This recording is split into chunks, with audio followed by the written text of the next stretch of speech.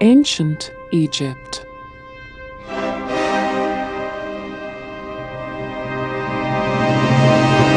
For millennium, it has captured the imaginations, hearts, and minds of generations of truth seekers, eager to know who really built the pyramids, when they were built, and why they were built.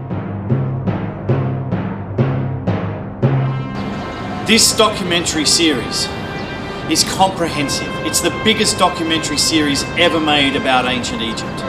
This documentary series will not only rewrite the history of ancient Egypt, it will turn the history of the human race upside down.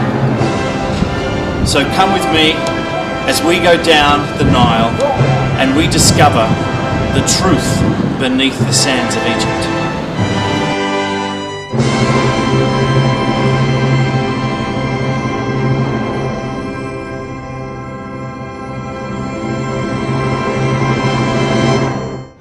Ever since I was a child, I had a fascination with ancient Egypt. Any book, any documentary, I watched it, I read everything. But every time I saw it or I read it, something about what the Egyptologists were telling me didn't ring true. And for years and years and years, like a big jigsaw puzzle, I tried to put the pieces together. And I tried to put them together the way the Egyptologists had them. But the picture didn't make sense. And then I came to Egypt and I saw the evidence for myself. And the picture started to take a different shape. So come with me as we go down the Nile and we discover the truth beneath the sands of Egypt. Back in the 7th episode, we examined the evidence of the early dynasties. We briefly explored the early dynastic ruins on Sahel and Elephantine Islands. Now, since we've completed our examination of the Old Kingdom dynasties in the previous 4 episodes, it seems appropriate to revisit Elephantine Island and the remaining ruins of Aswan and complete our exploration of the evidence there before we leave Aswan and continue down the Nile. So let's start with a recap of Elephantine Island.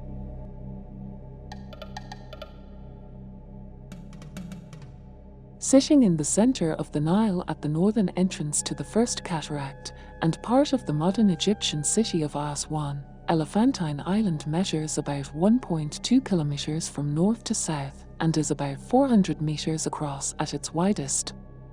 In ancient times, this was the original border town between Egypt and the Nubian lands to the south, and was an important strategic position both for the defense of the border and as a trading route.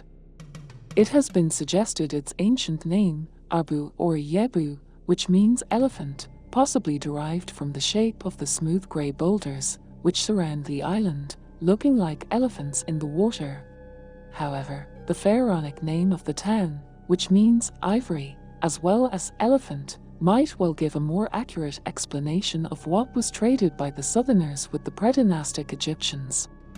One can clearly see the spheroidal weathering of the granitured rocks by the water that has caused the formation of so-called woolsack morphology, where the terrain is covered with a layer of in situ, rounded boulders of various sizes. Such morphology is a common phenomenon in the region, and the boulders, which can measure up to hundreds of cubic meters, are considered to be valuable sources for granite blocks even by the modern stone industry. Specifically, along the banks of Elephantine, there are many boulder inscriptions naming the kings and governors who have been associated with the island. But as Elephantine Island is surrounded on all sides by water and sand, where did all the dirt and mud come from? My guess is that unless some cosmic extraterrestrial tip truck has dumped it from on high, then there is really only 2 options: upriver or downriver. Common sense, really. If the deposits are made from upriver, from the annual flooding of the Nile, then it is easily understood how the silt from the plains of Africa was carried down by the waters and eventually became trapped between the red granite boulders. That bit is easy. But these mounds are much higher than the boulders. They're more like small hills, maybe 50 or 60 metres above the current river level. That bit's not so easy to fathom. That's not a seasonal flood, that's a flood of biblical proportions. So the question is, if the mud didn't come from upriver, it had to have come from downriver. It is unclear whether the inhabitants of the early settlement at Elephantine were Egyptianized Nubians whose culture had expanded northwards of the first cataract, or if the site was already an Egyptian outpost, although the ethnic identity of the earliest inhabitants is probably irrelevant to the significance of the settlement, because Elephantine Island's location at the northern end of the unnavigable cataract area meant it functioned as a centre for trade between the north and the south. Most of the ancient structures on the island have either vanished or remain buried, awaiting excavation, and all that remains of the ancient town of Arbu is a mound around 350 metres wide and up to 15 metres high. That's a big mound. One can only imagine what it's composed of and what may lay beneath it, especially when Elephantine, unlike Abu Simbel, Philae, Kalabsha and the other relocated Nubian temples, which are all carefully relocated and reconstructed sites, is the real deal, an actual ancient site. Yes, there has been some restoration work done here, but it's all in situ, and the bulk of the area is still untampered with or has been pristinely excavated. The first excavations undertaken at the beginning of the 20th century uncovered detailed evidence on the eastern of two granite ridges that then comprised the habitable area of the island. The earliest traces of settlement identified so far, dating back to 3200 BC, to the early dynastic period. The excavations were mainly to search for papyri, rather than to investigate the remains of the town, but the current program of comprehensive exploration of the entire town site by teams of German archaeologists, which began in 1969, continues to uncover increasingly detailed evidence of 4,000 years of the town's history, which is unparalleled to date at any other ancient Egyptian settlement. The earliest traces of the settlement identified so far, found on the eastern of two granite ridges that then comprised the habitable area of the island, date to sometime from the middle of the 4th millennium BC back to 3200 BC, indicating the island has been inhabited from the early dynastic period. This eastern site preserves the remains of a modest mud brick sanctuary built between three tall granite boulders and dedicated to the lady of the town, the antelope goddess, Satet. In the course of the First Dynasty, a fortress was built on the highest point of the East Isle's shore, and a little later, the whole settlement was surrounded by a mud brick wall, which enclosed the entire south part of the East Isle. In the Second Dynasty, the walls of the First Dynasty fortress gradually disappeared beneath the increasingly densely populated settlement, and the remaining part of the East Isle was included within the fortification walls, making the whole town take on the appearance of a fortification, which was maintained for the next 600 to 700 years throughout the Old Kingdom. But the evidence from around the First and Second Dynasties is sketchy at best. Most of the ancient structures on the island have either vanished or remain buried, awaiting excavation. So we've arrived at Elephantine Island, which is really the heart and soul of Aswan, because it's here that all of the different dynasties used to use as a major crossing point in the trade routes between the Upper Nile and the Lower Nile. And the first thing that we found here in the garden is this beautiful grey granite, looks like grey granite, statuette. I'm convinced we're going to find a lot more clues on this island, because the history of this island can be told in layers, and I think we're going to find what we're looking for on the island. Come on. Entering through the museum, The first temple you notice is the small restored temple of Sardis, or Sartit, the consort of Khnum, originally built in the 18th dynasty during the reigns of Hatshepsut and Thutmose III. Unlike the round pillars at Philae, the pillars are all square, some adorned with the now familiar, though certainly not human, image of Hathor atop as capitals, but much of the original stone is missing, and from the remaining sandstone blocks it is clear the original temple has suffered massive damage.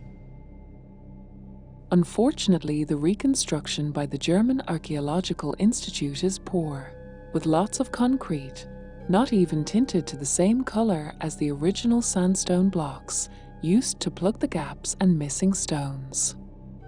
The reliefs that remain, which still retain much of their original color, though faded, have been supplemented with drawn elements basically sketched out and completed on the substituted concrete blocks. And all that is great, although to me the filled-in sketches detract from the aesthetic appeal of the temple, giving it more of a feeling of vandalism or graffiti on the local public toilet block. But the real question is, what was it that caused all the damage in the first place? An 18th dynasty temple had originally been built over the top of a temple from the Middle Kingdom, itself built on top of the remains of a 6th dynasty temple, and that, in turn, over the latest structure to emerge from the excavations, there being an awesome early dynastic shrine unearthed in a crypt-like area below the reconstructed temple, one of the earliest remaining temples discovered in Egypt. It becomes rapidly clear that the deeper you go under the sand, silt and mud, the further back history unfolds. Which means that rather than the early temples being upgraded or annexed, they were buried, not by one earthquake or tsunami, but by several, and the subsequent structures built on top of the site. But again, what was it that caused the damage, and when? To the southwest of the Sartet temple are mud brick tombs of the sacred rams dating to the late period, and a short distance north, beyond the reconstructed 18th dynasty Sartet temple, is a reconstruction of the 12th dynasty Middle Kingdom Sartet temple, attributed to Senusret I. The alabaster pieces recovered from lower levels when the site was excavated. Alabaster? Now that's different. Does the use of alabaster have a specific reference to it being of the Middle Kingdom, with sandstone indicative of structures from the New Kingdom onward? And if it does, then does the use of red and black granite and of mud brick also indicate not only different kingdoms, different timelines, but maybe even different civilizations? We shall have to wait and see. The reconstruction of the 12th dynasty temple employed the same crude methods to plug the gaps with concrete to give an overview of how the temple may have originally appeared. You'd want to be pretty sure you'd found all the pieces before you started the reconstruction, because it's a hell of a dilemma to have to smash the concrete of the final structure apart to insert a newly discovered piece. So where are all the missing blocks? Washed away? They certainly weren't found in situ, which would be the case if there'd been an earthquake. The main difference between the 18th dynasty temple and the 12th dynasty temple is that the 12th dynasty temple is smaller and made of alabaster rather than sandstone, with more texts than reliefs carved into the stone. Inside the temple is the remnant of a smashed black granite statue of 3 figures, and although only the lower part remains, but it can be assumed it was once of 3 people as 2 sets of feet remain, and there is space for a third. The feet have rather elongated toes, and the central figure has larger and more prominent feet than those of its companion to the right. It is assumed this fragment is part of a statue of the divine triad of Amun, Mut, and Khonsu. It could well be.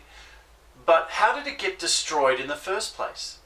And where are the rest of the pieces of the statue? Washed away by a massive tsunami? Further on from the Middle Kingdom temple of Sartet are several more temples, or rather bits of facades.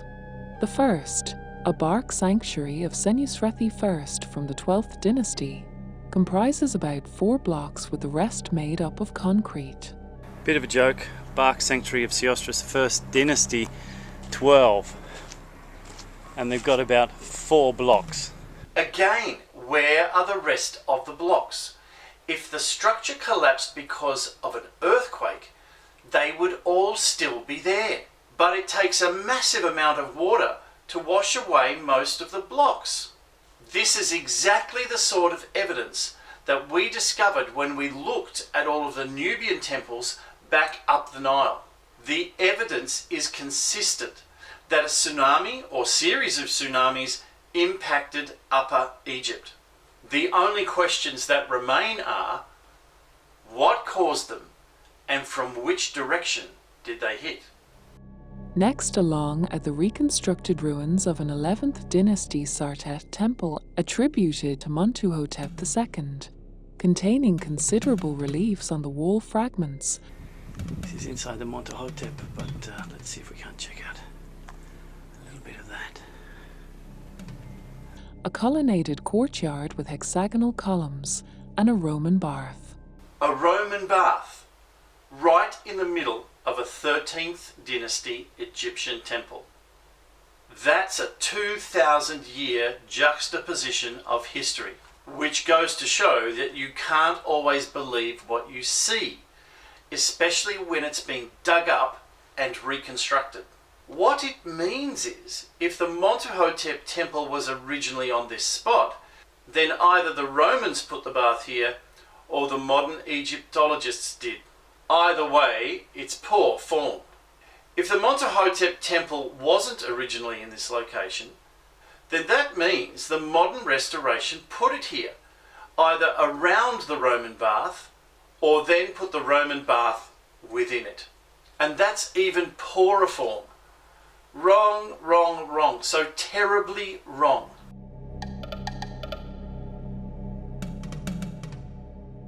The next set of ruins, similarly scant, half a lintel over a doorway, formed from 2 thin hexagonal columns, one of which was a concrete reconstruction, are also from the 11th dynasty and belong to Montuhotep II's predecessor, Intef I.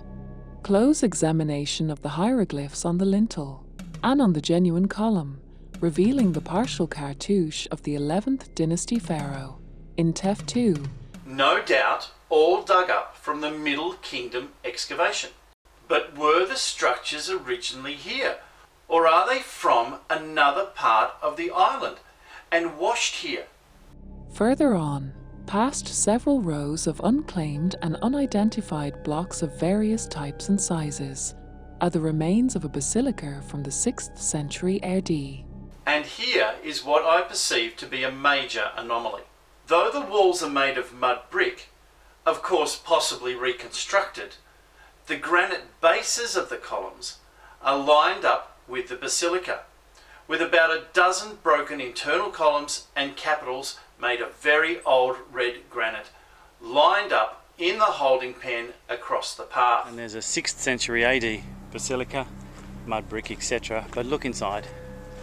Really old red granite columns that they've put there, as if that would belong to the 6th century BC, AD. And here are the actual columns, and you can see how worn they are. And that ridiculous little Coptic symbol there is why they're dating them to the 6th. Here's some even older, worn, battered red granite. Awesome. Something about these columns doesn't fit. One of the columns having a Coptic cross in raised relief on it, another exhibiting a more modern crucifix-type cross chiseled into it. This is an exciting find.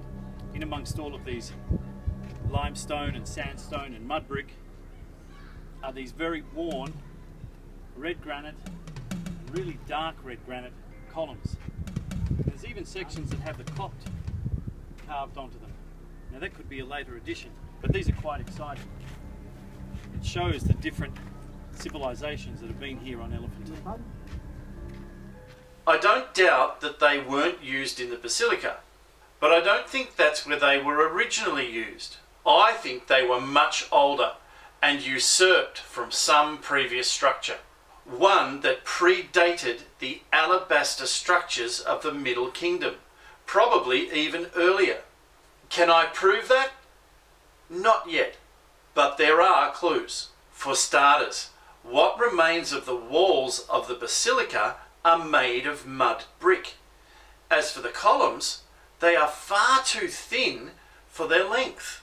The granite bases are broader than the columns, and the columns would barely support a ceiling with any structural confidence. It looks like that at some time in the past, the columns had been appropriated by the church, most likely in the 6th century AD, and pared down from a greater diameter, which is when the crosses were added, because the way the crosses are carved into the columns seems technically inferior to the technology needed to create the columns in the first place.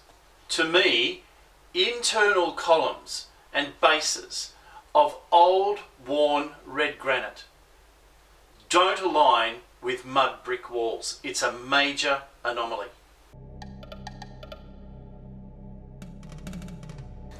Here's the mud brick village that's been built on top of all of this. Over here's the pyramid.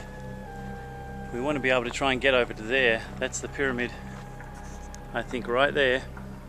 One structure that remains, suppose the most impressive monument discovered behind the modern Nubian village on the western side of the island of Elephantine in 1909. Behind me is what looks like a pyramid with basalt or grey sandstone or grey granite. But we're not allowed to go in there because they're excavating all this area at the moment. It'd be very interesting to go and see what's really at the base of all of this.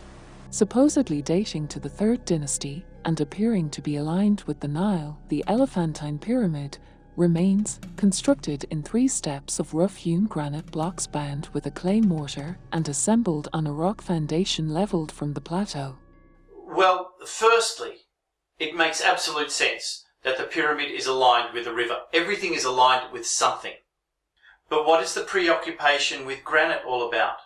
The fact it is made of granite straight away makes me question whether it belongs to the 3rd dynasty. Rather, I think the pyramid could be much older. And why was it built? And was the clay mortar a later attempt to repair the structure? If so, repair it so it can do what? That there are no internal chambers sort of shoots down the theory that these pyramids were built as tombs. So what were they built for? The fact that it is made of granite makes me question whether it was built in the 3rd dynasty at all. I think that it was built much earlier. But for what reason? The pyramid seems to have represented the fictive presence of the king and was a symbolic means of reinforcing state control implicit in Elephantine's role in the collection and distribution of goods. Therefore, it is possible there was a statue cult associated with the pyramid. It's also possible that none of that is in fact the case, that it's all speculation. It is now thought that a conical object made of granite, found alongside the pyramid, bearing the inscription, said Huni, meaning diadem of Huni, and with the determinative of a palace, originally came from Elephantine and suggests that Huni built either a palace or a building associated with the royal cult on this island, which infers there may have been other structures here pertaining to the period of the pyramid. But what period was Huni referring to? Was it the 3rd dynasty, or was it the period of the pyramid? Because they weren't necessarily the same. Was this pyramid linked to the step pyramid of Djoser at Saqqara? And did that mean that there were once temples here that dated to the 3rd dynasty? And if there were, does that mean that they could have dated to before then? Maybe before the dynastic period even began. Alternatively, The granite cone found on Elephantine has nothing to do with the pyramid. No one actually knows.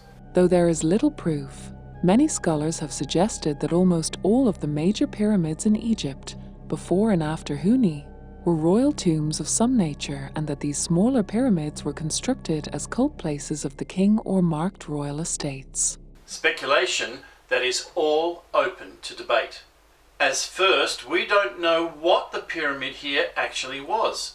And second, not a single body has been found in any pyramid to confirm that it was built as a tomb.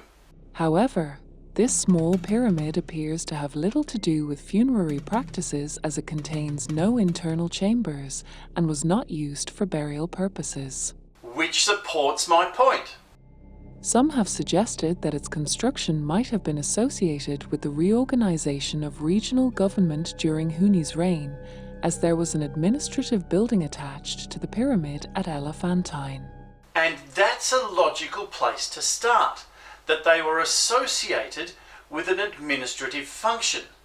But as yet, no administrative buildings have been found or identified. It's also possible that none of that is in fact the case, that it's all speculation. Irregardless, the pyramid's purpose here on Elephantine remains unclear. So let's explore Elephantine Island a little more and see what we can dig up. Heading back past another field of lined-up blocks, past the columns of the basilica, one encounters a series of mud brick houses, villages of numerous layers and ages, and fragments of red granite and black granite of all sizes randomly strewn everywhere amongst other fragments of sandstone and dirt. It looks like a tornado has gone through and thrown 3,000 years of history into a cement mixer, and then spewed the final jumbled concoction out on the dirt for the experts to unscramble and make some sense of it all. And that's another point that suddenly hits you. It's dirt here, not sand. So where did all the dirt come from? Is the silty soil all from upstream? All from the annual Nile floods? If it is, how did it get so high up above the level of the Nile? Were the Nile floods more like tidal waves? That just doesn't compute. Further south and inland, just west of the main Sartet temple, and excavated out of the ground at a lower level, sits a small 12th dynasty cult shrine, erected by Senusret I to the local 6th dynasty official Hequarib, the one who rules the heart, a nomarch who lived during the reign of the 6th dynasty pharaoh, Pepi II, and who, over 200 years and 6 dynasties later, was still being worshipped in the Middle Kingdom as a deified ancestor of their gods. In fact, his worship endured not only through the First Intermediate Period and into the Middle Kingdom, but through the Second Intermediate Period and right up until the end of the 17th dynasty. I wonder why the temples ceased to be used. There has to be a reason. Inside are a number of shrines, at least 4 seated statues of black granite. One presumes of Hequarib or Pepi II. And at least 1 carved block resembling an offering table or anointing block. Most likely made of alabaster. Hequarib must have had a major influence, not only on the transition from the 6th dynasty into the First Intermediate Period but far beyond, for him to have been deified as an ancestor of the gods. Was he an ancestor of the gods? A follower of Horus? Perhaps of the lineage of the Thinite kings?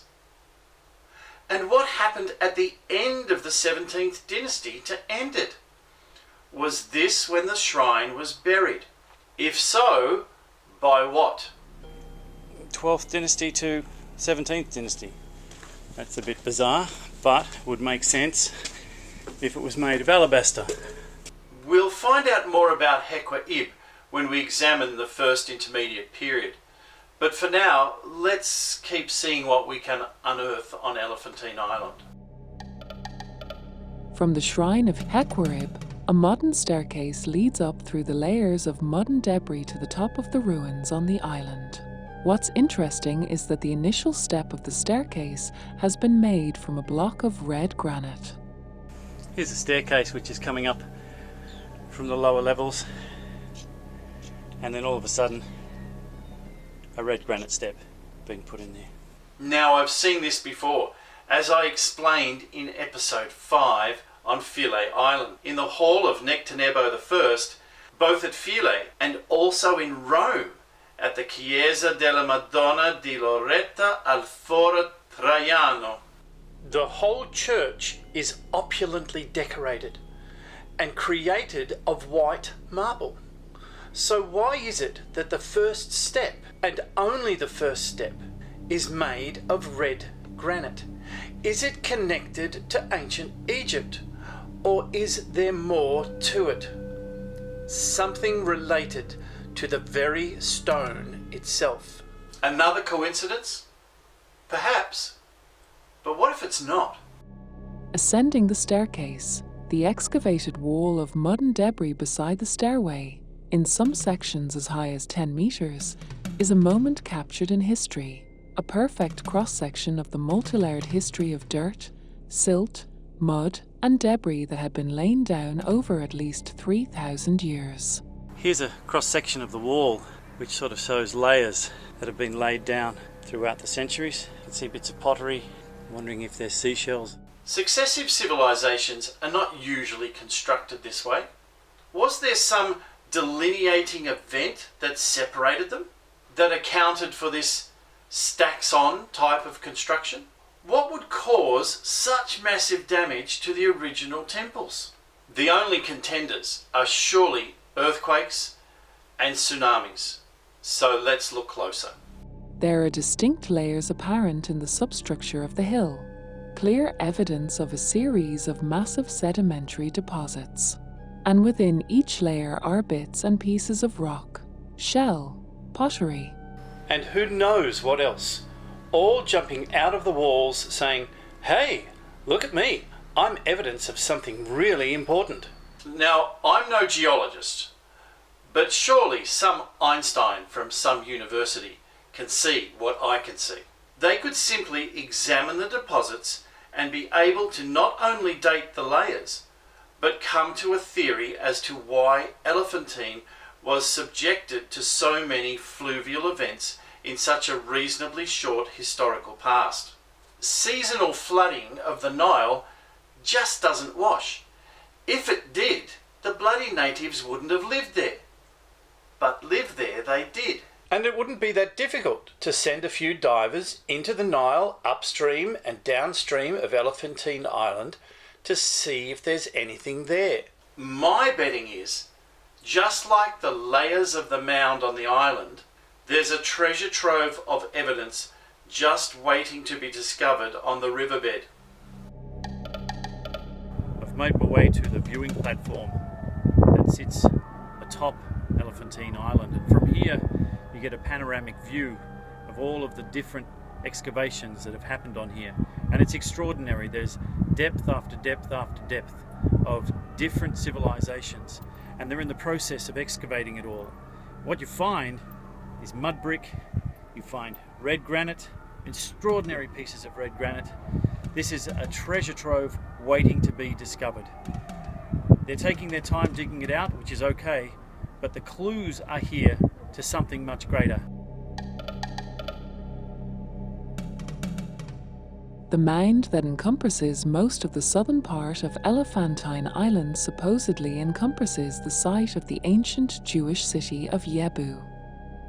Dating back to the 6th century BC, it was here, according to the Kebernagast, a 14th century national epic account written in Gez by Ishak Nabur ID of Axum, that Menelik I, the son of the Queen of Sheba, Queen Makeder of Ethiopia, and King Solomon, stopped on his journey while taking the Ark of the Covenant to Ethiopia, where it is now supposedly currently kept under guard in a treasury near the Church of Our Lady Mary of Zion in Axum, Ethiopia's holiest city.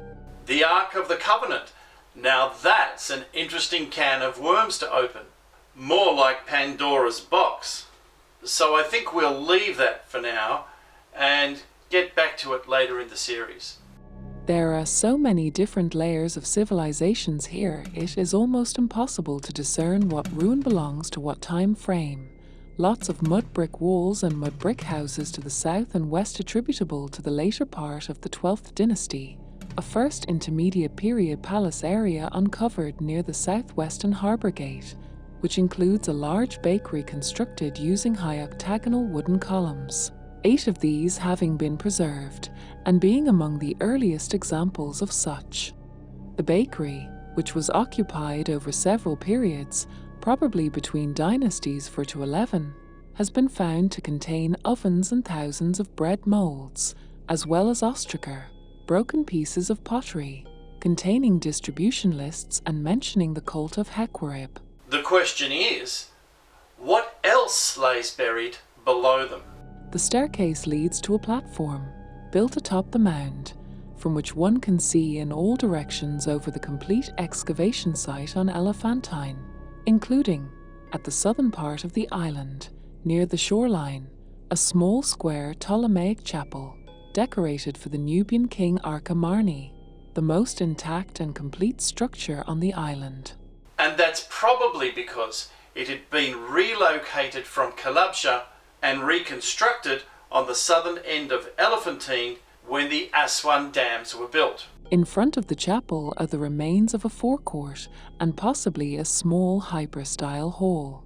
Why they simply didn't put the whole thing on the new island of Kalabsha near the high dam is anyone's guess. Maybe because they simply ran out of room. Further eastwards is the gateway of Iwarlar, belonging somewhere between the 1st century BC and 1st century AD. And, heading back up the mound northwards towards the museum, the path leads to the gate of Amenhotep II, the 7th pharaoh of the 18th dynasty. Well, parts of it. It has a few reliefs, a cartouche or two, and lots of concrete. I'm not even convinced this is where it would have originally been, as it's just sitting in the middle of nowhere. Gateway of Amenhotep III, 18th dynasty. I don't know if there's anything particularly exciting about this. Maybe other than it could be alabaster.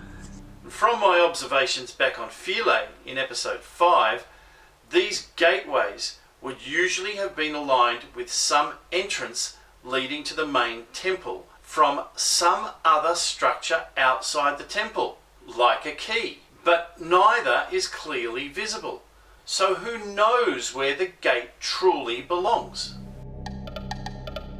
Northwards towards the museum, one finds more evidence of the extent of the layers of fluvial deposits. To the left side, one can see not only where the excavation has exposed some earlier structures, but also a massive rounded boulder of red granite. Closer looking dig down. Oh wow, is that a massive bit of red granite there? It boulders? It looks like it is. Going right down. So built on this, see there's lots of granite here. Retaining walls, etc. Another deeper section there. Clearly all buried. It appears that the whole occupation of this island was built on, in or around 2 massive boulders of red granite. But it would be a builder's nightmare to construct any sort of formalised structures here. Sure, the foundations would be solid, but it would be technically so difficult to construct a level footing to build on. Heaps of heavy preparatory work would have to be done just to create a level surface. So why here? What was the significance of the red granite? More red granite that's been put around. Black sections. Okay. More columns.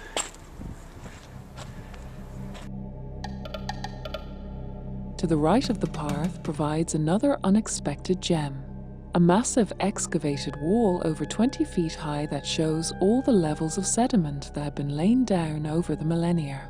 Were all the mud bricks of the village made from this mud? Or did the mud bricks break apart, thus causing the dirt? Clearly the former is the case.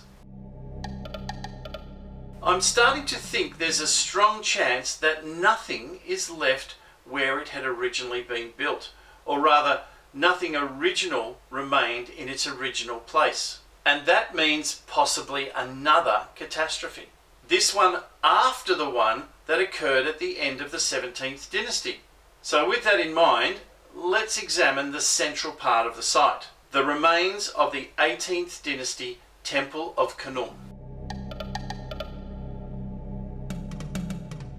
According to ancient Egyptian religion, Elephantine was the dwelling place of Khnum, the ram-headed god of the cataracts, who guarded and controlled the waters of the Nile from caves beneath the island. Caves beneath the island? This takes us back to episode 5. I'm standing here on Palak, and you can see across the water some more ruins over there. That's the island of Biga. Now, according to the Egyptians, this is the origin of the primordial surge. This is where it all began, over here. And the reference to the Nile once originating from an artesian spring beneath the island of Biga. But does it confirm it? We shall have to wait and see. Khnum was worshipped here as part of a late triad of Egyptian deities, including Sartet and Anuket. The cult of Sartet, worshipped from very early times as a war goddess and protector of this strategic region of Egypt, originated in the ancient city of Aswan. When seen as a fertility goddess, Sartet personified the bountiful annual flooding of the Nile, which itself was identified as her daughter, Anuket. Later, when the triad was formed, Khnum became identified as Sartet's consort and, thereby, was thought of as the father of Anuket. Khnum's role in myths changed over time, and another deity was assigned his duties with the river. But, at that time, his role as a potter enabled him to be assigned a duty in the creation of human bodies. The creator of human bodies out of the clay of the earth? Does that align with the history of the Anunnaki, the followers of Horus, with genetic engineering? We shall have to see in a later episode, but it's certainly possible. Although there are records of a temple to Khnum existing on the island as early as the 3rd dynasty, the sign outside the freestanding gateway in the midst of the ruins, XXX, indicates this Khnum temple was a 30th dynasty temple. However, the current temple to Khnum was actually constructed in the New Kingdom, before it was completely rebuilt during the late period of the 30th dynasty, and into the Greco-Roman period that followed. Which means there must not only have been a disaster at the end of the 17th dynasty, but also one before the 30th dynasty, and another one sometime between the end of the Greco-Roman period and modern history. So what clues can we find? Occupying most of the present-day southern tip of the island, the Khnum temple, as it now stands, is oriented roughly northwest to southeast, and, given the alignment of the temples was a key aspect in the Egyptian thinking and planning, specifically as to the rising and setting of the sun, moon, or a specific star, there should be correlations of the alignment date-wise as a clue to the existence of some intervening event or events. But the southeast alignment is nowhere near that of the Temple of Isis on Philae, although it is close to that of the Temple of Mandulus on Kalabsha, more so to the Kalabsha front pylon. But does that tell us anything? It's hard to say. Perhaps the ruins has some clues. The temple has no surviving pylons. Not even the foundations are visible. Which would make sense if they were swept away by some massive surge of water. Here we come into this Khnum period, Ptolemaic they're saying, but look at the granite. There, here, Looks like part of an altar. All that remains standing of the temple, apart from the restored pavings of a paved porticoed Roman forecourt that leads down to a Roman quay, and a few fragmentary remains of columns that date to Ramses II and the 19th dynasty, are the uprights to a large red granite gateway containing several cartouches of Alexander the Great, indicating the gate was supposedly built by him or dedicated to him sometime around the start of the Ptolemaic period. But is where it is now where it once originally stood? And was the granite quarried especially for Alexander, or did he appropriate existing pieces of granite already on the island and simply stamp his monogram on it? Just because Alexander's name is on the gateway doesn't mean he actually built it. If the reconstructions of the Ptolemaic temples at Kalabsha and Philae are anything to go by, then Alexander and the Greeks rebuilt in sandstone, not red granite, and they simply usurped and reused the existing red granite that was already lying around in the ruins of the previous temples. And here along the side, this is clearly, looks like alabaster, white stone, and there, black granite.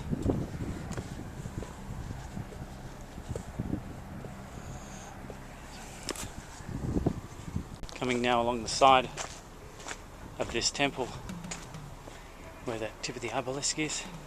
Again, alabaster, 3 snakes.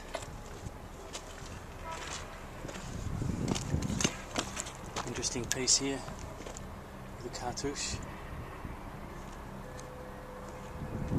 Panning along, more pieces, more granite. Again, there's another cartouche here, several cartouches at the end that have been put there. Hopefully they're coming up. And here as well, and again here. This is an interesting example. Not only do we have this very worn red granite base, but we also have what looks like a gateway, and on it cartouches. But clearly these cartouches have been put in here very roughly. This is not great workmanship here. It's the same on the other one over here. So can we really be sure that these cartouches belong to these stones? I don't think we can, especially when the weathering here tells us that this is much older than perhaps we think it is. At the entrance to the temple, positioned and lined up around the forecourt, as if waiting for recognition, are numerous massive blocks of red granite and sandstone, supposedly dating from the 12th through the 30th dynasties and into the Ptolemaic era, several of them still containing clear areas of colourful, though faded, painted images and hieroglyphics. Why were these images painted on, and not the sunken reliefs we would expect? Were they a later addition, perhaps? The blocks include the feet of a black granite statue that possibly belonged to Ramses III or X, the tip of an obelisk, and other ceiling lintels belonging to Ramses III. On one sandstone block, painted white, the reliefs appear to belong to the New Kingdom period as they are precise, and contain an image of a face, front on. Not the usual profile that we would assume from earlier dynasties. Peculiarity being that the face has a very broad nose and prominent ears, and does not look typically Egyptian in any way. There is also the powerful image of a ram, which to my thinking would associate the period to the constellation of Aries. On the same block is the first half of a cartouche, containing an ibis, probably belonging to Thutmose III. Which would confirm that this block is probably to the 18th dynasty temple of Thutmose III, as the ram was also highly symbolic of that period. Yet another sandstone block has a beautiful carving of a vulture, Nekhbet, the goddess of Upper Egypt and childbirth, and the protector of the pharaoh. The contrast in the pieces is profound. Clearly, they are from different eras and definitely not Ptolemaic. So why is it that some of these images were painted on and not the sunken reliefs we would expect? Were they later additions perhaps? A different civilization? Perhaps they were even older, much older. Of note are the remains of 2 red granite lintels that contain carved reliefs of the winged disc we referred to in previous episodes. Though the carving itself is not that precise, it is the extreme weathering of the stone that leads me to believe these images may have been added long after the stone was first cut and used. Look, here here's Nibiru, right across this lintel in the really old. There's the curve here, the wings. This is old, this is really old.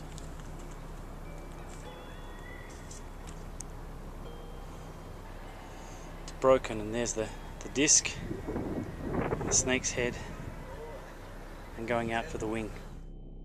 Further, amongst the field of unearthed treasures, on what remains of the paved portico, is the capital of a massive column, most likely made of sandstone, exquisitely painted and still showing traces of its original colours, white with red, green and blue detail. Whatever column this capital belonged to, the corresponding temple must have been enormous. Adjoining the column are numerous pieces of red granite, including the fractured remains of a large wall or roof section with carved reliefs where the detail is faint, but there are clearly reliefs of figures carved into the stone and the colours are still visible, though faded, a massive and very old worn lintel, or part of a ceiling span, with the winged disc emblazoned on it, and a damaged altar of some sort. The question is, when was the carving done? Was this lintel contemporary with the erection of the later temple, or somewhat post-dated? The juxtaposition of the 2 or 3 styles, both of stone choice and method of decoration, emphasizes the huge span of dynasties that had built temples here on Elephantine.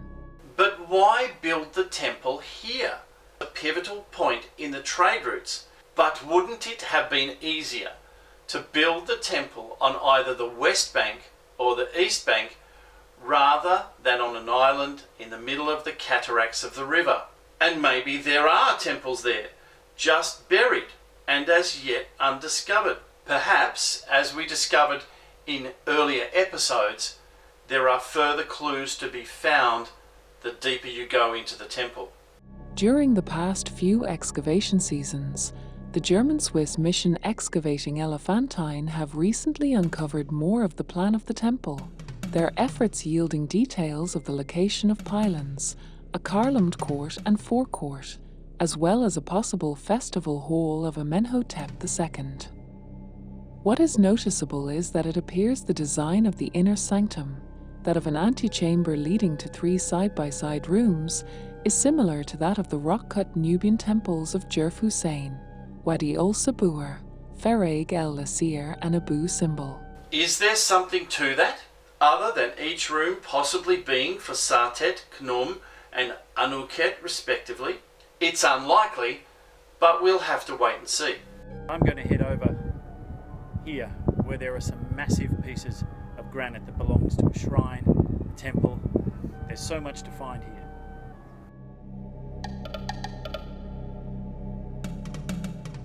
Heading into the heart of the temple, one finds dozens and dozens of massive broken blocks of precision-worked red granite scattered around on the ground, many with chiseled-out cubes that were obviously part of an interlocking system with other blocks.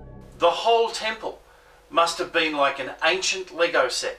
So if the ancient Egyptians had the sense and technical knowledge to create blocks that would interlock for structural strength and stability, then what happened to waylay their plans and cause the whole lot to not only topple over, but for almost all of the fallen pieces to disappear completely?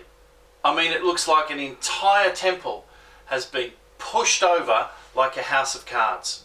Prior to 1822, there were reportedly relatively intact temples to Thutmose's III and Amenhotep III on the island.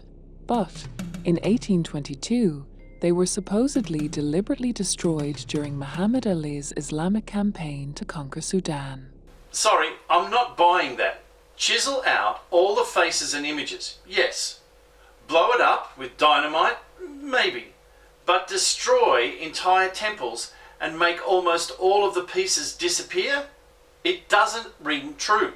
The pieces are too large and they would still be in position where they fell. Interspersed amongst the larger red granite chunks are smaller fragments of black granite that, like a trail of Hansel and Gretel's breadcrumbs, seem to lead to the back left corner of what would have been the inner sanctuary area, where there are several large, squared chunks of black granite. Here's some black granite. These pieces everywhere. Again, black granite. The massive sizes of these. More black granite bowls, fragments, etc. Here we are on the other side of the temple. More massive blocks of red granite and some black. And an interesting bowl thing there. And have a look at this. Is this a black granite shrine? Extraordinary. Absolutely extraordinary. Piecing the chunks together in my mind, at first I thought they appeared to be parts of a massive altar, but then I realised they were hollowed out and it was possibly more likely to be the remains of a shattered sarcophagus. And yes, at the time it seemed like a strange place for a sarcophagus, but that's where it was. And who was I to say that sarcophagi weren't kept in temples? I soon got my answer. Continuing around to the right-hand corner of the area, lying on its side, almost completely intact, bar for a few dents in the shins, is a massive polished red granite shrine, well over 6 foot square and over 10 foot tall. God knows what it must weigh. This is extraordinary. Look at this magnificent shrine, this huge piece of red granite that's been carved out of one single block. And all of these edges are pristine condition and they're all perfectly flat. All the corners are perfectly 90 degrees. It's an extraordinary piece. And as we look further over here, there's a whole lot more pieces of red granite, black granite. Were these pieces further down in the ground and then they were lifted up over various civilizations, finally to be literally destroyed by some massive catastrophe? This is the treasure of Elephantine, right here. What it means is the black fragments are not part of a sarcophagus at all. They formed a pair of shrines to sit either side of the central chapel, meaning the shrine in red granite belonged in the central sanctuary for Khnum, and the ones to either side, the black granite ones, were respectively for Satet and Anuket. So how did the red granite shrine survive virtually intact, whereas the black granite shrines to either side were shattered? We may never know. Before exiting the island, just before the water's edge, are the remnants of several structures, including a large Roman quay and probably one of the most interesting structures on the island, an ilometer, used by the ancient Egyptians to measure the height of the Nile floods in order to forecast the level of inundation and so gauge taxes for the coming harvest. Comprising 90 steps that lead down to the water, each step is marked with hieroglyphs as well as Arabic and Roman numerals. The watermark on the Nilometer, from a previous high flood level, has marked the stone, giving an indication of how high the seasonal flooding could go. High, but but certainly not as high as the silt deposits on the island. So for me, that definitely rules out upriver and seasonal flooding as the source of the sediment. It means that though there may well have been civilizations and dynasties living here before the huge flood, the flood must have happened during or before the last remaining ground level ruins, which were those belonging to the 18th dynasty. It may be a stab in the dark, but there may be something to it. What happened sometime between the early dynasties and the Middle Kingdom, and was it the same thing that happened between the end of the Middle Kingdom and the start of the 18th dynasty? And what caused those catastrophes? The evidence on Elephantine Island, several layers deep, tells us that there were several catastrophes characterized by huge surges of water, of which one occurred between the 6th dynasty and the end of the Middle Kingdom, and another occurred before the 18th dynasty, and yet another sometime after the 18th dynasty, each of which dumped meters of mud and debris in distinct layers that defined the rebuilding of subsequent civilizations. But have we just scratched the surface? Not only here, but all over Egypt. Is there more awaiting us under the sands of the desert? We need to keep looking. And what better place to keep looking than just down the river in the tombs of the nobles?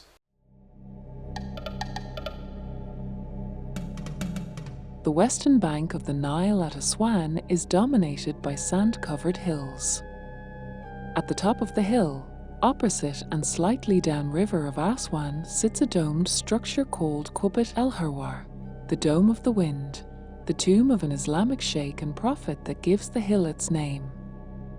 Archaeologically, it usually refers to the ancient tombs, cut out from the rock cliff discovered across from the northern edge of Elephantine Island between 1885 and 1886, and belonging to high-ranked officials from various periods. The tombs of the nobles, as they are known, are a series of ancient tombs, roughly cut from the natural rock, that extend through the Middle Kingdom, New Kingdom, and into the Roman period, though most date mainly from the 6th dynasty, the last dynasty of the Old Kingdom. But were they originally tombs? The tombs from these early periods are usually fairly inaccessible, and they are not as well preserved as some of the later 18th dynasty tombs in Luxor, but they do show fine examples of hieroglyphic texts detailing the careers of their owners, as well as scenes of daily life in the earlier periods. Many of the tombs are linked together, as family members added their own chambers, and they provide an insight into the burial traditions of Nome I of Upper Egypt. And perhaps some clues as to what happened at the end of the 6th dynasty. Just above the waterline is a series of Roman tombs, and, from there, two steeply ascending causeways run up from the bank about 100 meters to several higher levels of tomb openings from the Old and Middle Kingdoms. Egyptologists suggesting these causeways are the original ceremonial pathways of the coffins and burial goods from the river to their final resting place in the tombs. I'm not so easily convinced the so-called tombs may have predated the causeways, at least the Old and Middle Kingdom ones. So why didn't the 6th dynasty officials simply build their tombs just above the high water line, where the Romans did? Maybe they did construct their tombs above the waterline, but maybe the waterline was much higher then, which is exactly what the evidence on Elephantine Island we discovered previously in this and earlier episodes showed us. And were they tombs, or were they something else? Let's take a look. Among the most important and beautiful tombs are the 6th dynasty tombs of Harkov, Meko and his son, Sarbni and Hekwarib, and the 12th dynasty Middle Kingdom tombs of Serenpot I and II. For now, let's just focus on the 6th dynasty tombs.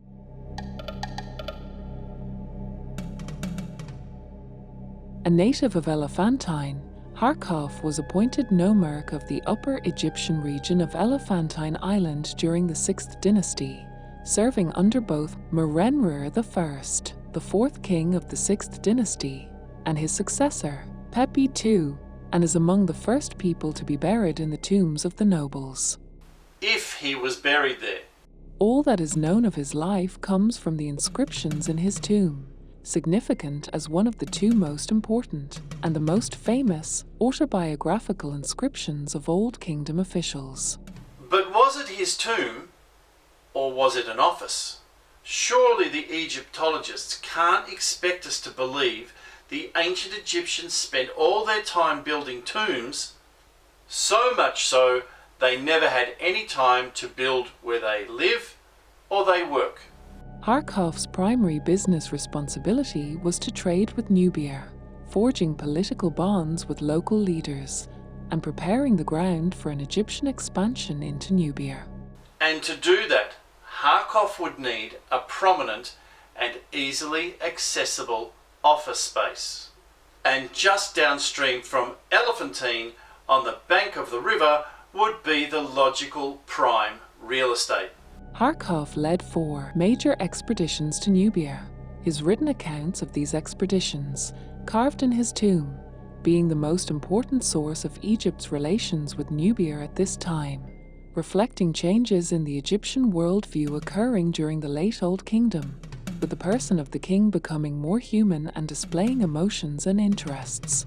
Or are the carvings on the wall a record and self-promotion of his achievements? After all, if the text on the wall was so important, why would you seal it up inside a tomb? The tomb of Harkov, QH34N, has a courtyard at its entrance, the external facade containing a body of texts and displaying scenes of the life of Harkov. A courtyard where people could wait. Carved on the outside of the soft, flaking stone of the tomb are 58 lines. Above the entrance, 8 lines in which Harkov, a highly esteemed priest, states his titles, such as Governor of Upper Egypt, lists his virtues, and has prayers for offerings and a good burial, including any offering which the king gives and a Nubia, and prays for a peaceful journey in the afterlife. Perfect for those visiting to read while they waited to enter. To the right side of the entrance are 14 lines in which Harkov accounts his first expedition to Yam, located in Upper Nubia south of modern Khartoum, where the Blue Nile joins the White, lasting 7 months, and was during the ruling period of King Teti, when Harkov was only 6 years old, when he went with his father, bearing gifts and products to import goods to ancient Egypt.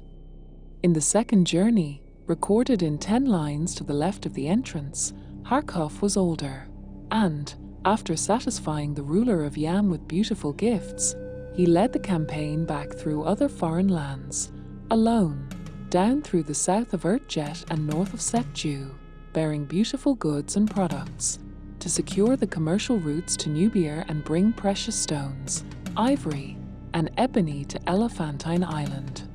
Was Harkov part of the royal family? Perhaps not an unknown son of Teti, but perhaps his nephew. His third trip was to try to resolve a conflict between 2 Nubian tribes in which the ruler had gone to Jemahalan to smite the Jemeh. However, Harkov was able to please the ruler of Yam, and Yam's ruler praised all the gods. On the far right are 26 lines describing his 4th and final campaign to Nubia amid battles between 2 of its most powerful tribes, and the text of a letter he received from the young pharaoh Pepi II Neferkare, where he vividly expresses his eagerness to see the pygmy whom Harkov had brought back with him. For his success, Harkov is promised with many worthy honors by the king. All records of his achievements. Inside the tomb, A rectangular-shaped hall leads through a passageway to a small burial room with cupola-decorated columns with inscriptions of the titles of Kharkov. But was it really a tomb? Given its riverside location and the courtyard out the front, it could also have been a private Riviera-style accommodation. Remember, the evidence indicates the water level of the Nile was much higher then, most likely due to annual floods. Or, given the walls are plastered with his achievements, it could have been Kharkov's office. And that makes more sense of the two causeways. They weren't built for Kharkov's burial. They were built to give people year-round access to his office. Or they were later additions when the level of the Nile was much lower, after the catastrophes. But we need to do more investigation before we can make any sort of educated guess. Hequarib, whose real name was Pepinacht, meaning Pepi is strong, was nomarch of the first nome of Upper Egypt under King Pepi II, Neferkare, towards the end of the 6th dynasty. He may even have succeeded Kharkov, and, given his position, although details about the end of the 6th dynasty are unreliable, it's also possible Hequarib was Kharkov or King Pepi II's youngest son. Pepi II, Neferkare's mother, was Ankhesenmuri II, wife of both Pepi I, then Merenre after Pepi I's death. Pepi II's wives included Ankhesenpepi Pepi III, granddaughter of Pepi I and his first cousin, and Neith, his half-sister. Pepi II was succeeded by Merenre Nemtium Saf II, his son to Neith. After that, it gets a bit blurry. It's possible Merenre Nemtium Saf II was succeeded after a brief reign by his full sister, Nitocris. If in fact she existed. He was followed by Neferkare, Who did exist. and who was perhaps another son of Pepi II. In turn, he was succeeded by Netkare Sipter, a possible son of Merenre II, Netkare Sipter being the last pharaoh of the 6th dynasty.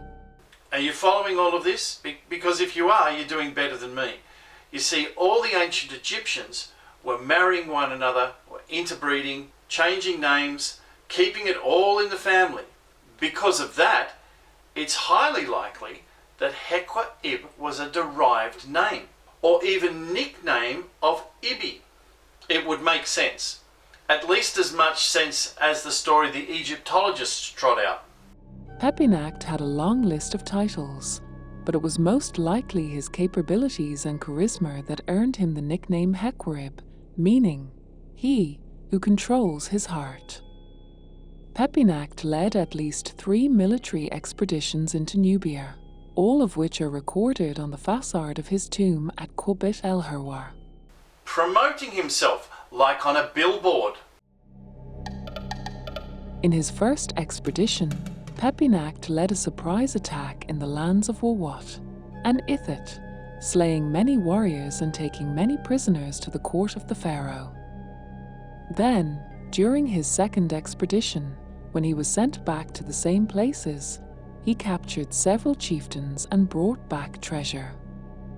For his third expedition, Pepinacht was instructed to bring back the corpse of Anenkhet, an expedition leader who was attacked and killed, along with his escort, by the sand dwellers while trying to reach the land of Punt.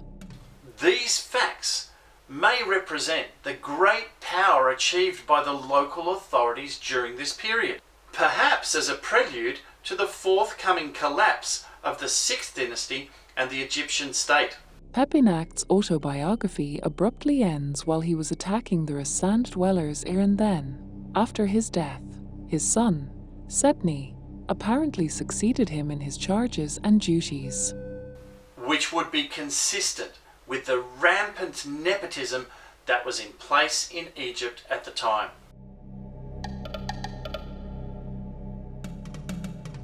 Carved out of the rock, the tomb of Hequarib commences with an entrance hall or forecourt supported by 2 round pillars. To the left, the entrance hall opens to a smaller askew rectangular room. To the right are 3 openings, the first 2 being smaller annexures or storerooms.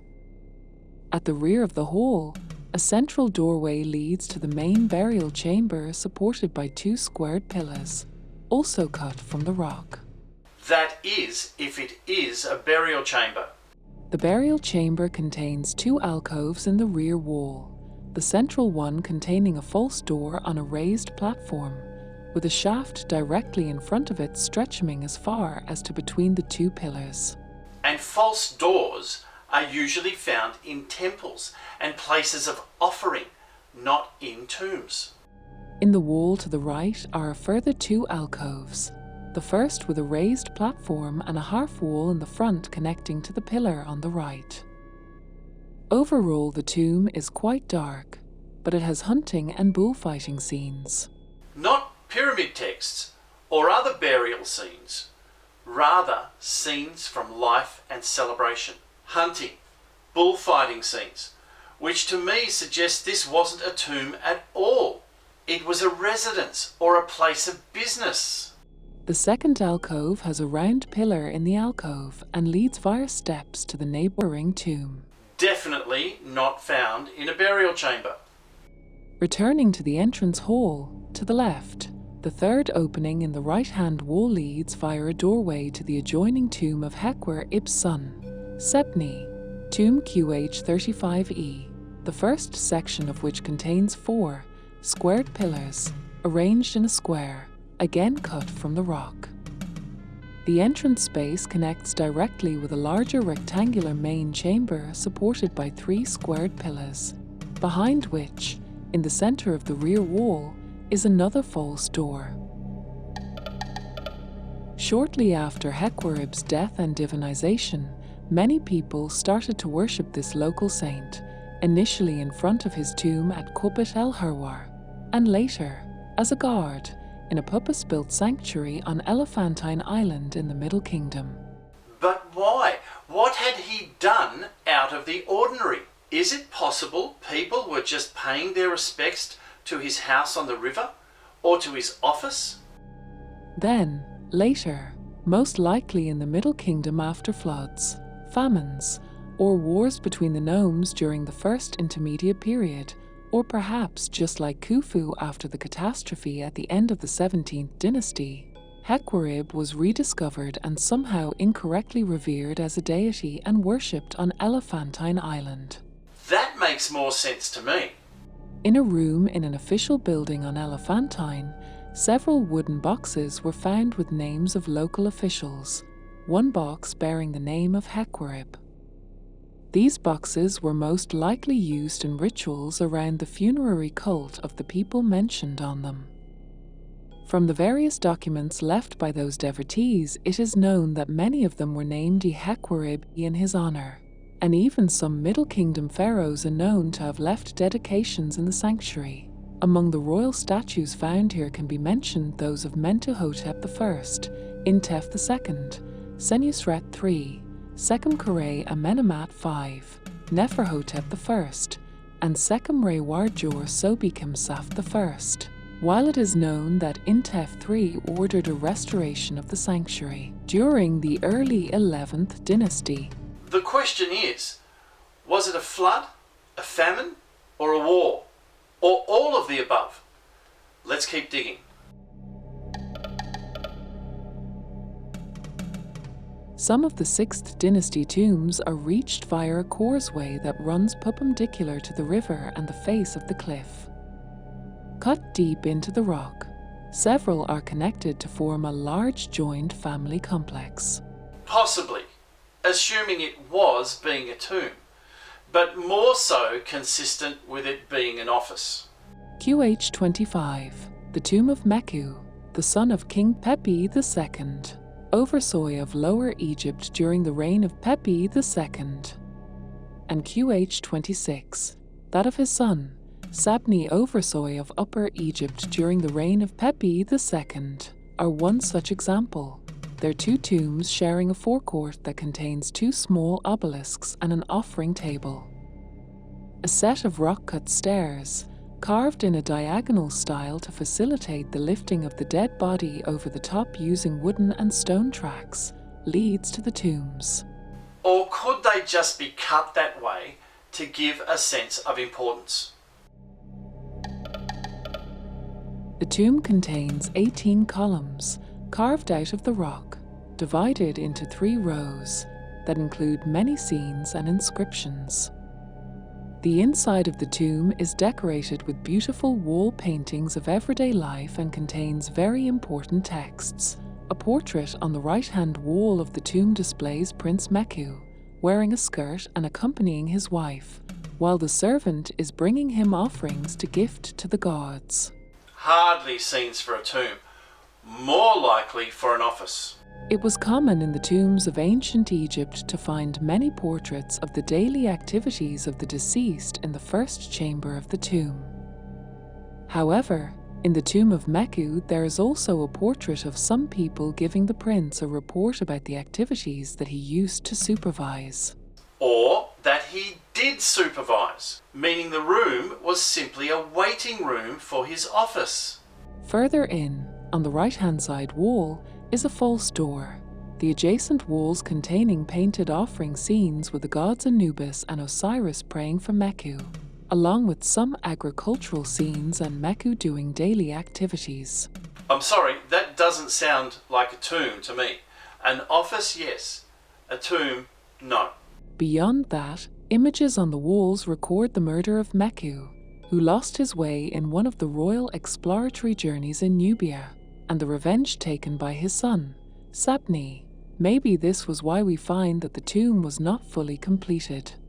Or maybe Meku was an Enket, the expedition leader who was attacked and killed by the sand dwellers on his way to the land of Punt, and Sabni was his son, Sebni.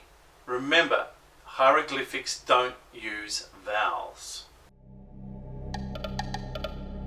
Sabni, the son of Meku and grandson of PP2, held several important titles, including Count, Royal Sealer, Sole Friend, Overseer of the Foreign Lands, Lector Priest, and he was also an Overseer of Upper Egypt, and expedition leader undertaking enterprises to Nubia. Most likely, taking over at the death of his father.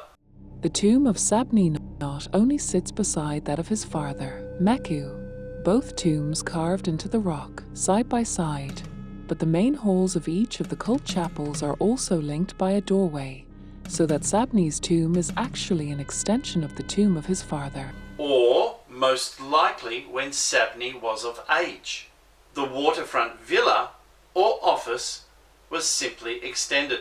In comparison to the other tombs of the nobles, Sabni's rock-cut tomb is a relatively large tomb, its facade containing an image of Sabni along with a carved long biographical inscription, today largely destroyed, that reported his expeditions to Nubia to collect the body of his dead father, Meku, who had died there in an earlier expedition, so as to give him a burial in accordance with the proper rites. Although no bodies were ever found there. The entrance, which is now surrounded by a wall, goes through the tomb of his father and leads to a large hall consisting of 2 parts. At the back of the hall, the decorated funerary chapel for the cult of the deceased, the false door for Sabni, and to a large hall supported by 14 square pillars, all carved out of the rock. On the walls and pillars, carved panels depicting several of Sabni's family members, including his wife, Setker, the sole ornamented of the king, his son, Antef, a daughter, Aishati, as well as one bigger panel showing Sabni and his father Meku hunting in the marshes, with common fishing and hunting scenes all over the place. Hardly decorations for a tomb. Under that, 5 shafts with chambers for the burials of Sabni and his family members. But not one single pyramid text. Again, more likely decorations for a dwelling or office rather than a tomb. The most important features of the tomb, and among the most important historical records of ancient Egypt, are the scenes, displayed on a number of columns to the left and the right-hand side of the tomb. Unfortunately, the first part of the story was totally ruined by the passage of time, but what remains tells the story of how Sabni was able, in one of the campaigns they went through, to rescue the dead body of his father, the important ritual of the funerary priests mummifying the body, and travelling for such a long distance until he reached the tomb of his father in Aswan. Therefore, the presence of funerary priests on the walls to mummify the body doesn't mean the tomb was a tomb, although it is highly likely Meku was kept lying in state for some time so that others could pay their respects. As for the 5 shafts and any subterranean chambers, who knows when they were excavated? They may have been to store offerings and valuables, but they also could have been dug as tombs in a much later period. The truth is, we don't know. We'd need more evidence for that. Maybe we need to dig deeper. Maybe we need to look further afield. Maybe all this, all because some major catastrophe happened. Maybe even greater forces were determining history. The evidence is, there was. Sometime towards the end of Pepi II's reign, about 4,200 years ago, starting around 2200 BC and probably lasting the entire 22nd century, a drought, a phase of intense aridity called the 4.2 kiloyear BP aridification event, was one of the most severe climatic events of the Holocene epoch, an era divided into 3 periods, with the late Holocene designated as the beginning of the current Megalaean age, being from approximately 2250 BC onwards. Which perfectly encompasses the first intermediate period. The 4.2 kiloyear BP event has been hypothesized to have resulted in a series of exceptionally low Nile floods and a subsequent famine that caused the collapse of the Old Kingdom in Egypt and thus initiated what modern Egyptologists have called the First Intermediate Period. But what was that event? What caused it, and how big was it? In fact, more than 30 regions around the Earth experienced aridification, dust, or cooling events. But Egypt was just the tip. The 4.2 kiloyear BP event is recorded across North Africa, where it caused Lake Fayoum, a lake of some 65 meters deep, to dry up, and below the equator in the Kilimanjaro ice sheet, across the Iberian Peninsula of Spain, in Italy, the Middle East, where it caused the level of the Dead Sea in Canaan to drop so dramatically it has never recovered, and Mesopotamia, into the Red Sea, the Indus Valley and the Arabian Peninsula, throughout the Indian subcontinent and China, across mid-continental North America, in Argentina in Andean glacier ice, and throughout the mountain ranges of Western Canada where numerous glacier advanced around the same time. Egypt, Mesopotamia, Spain, the Ukraine, the Indus Valley, China, India, Oman, Canada, South America. Surely we must be talking about some major global event. Let's dig a little deeper. On the Iberian Peninsula, the construction of Motilis-type settlements in the period after 2200 BC is believed to be the consequence of the severe aridification that affected the area.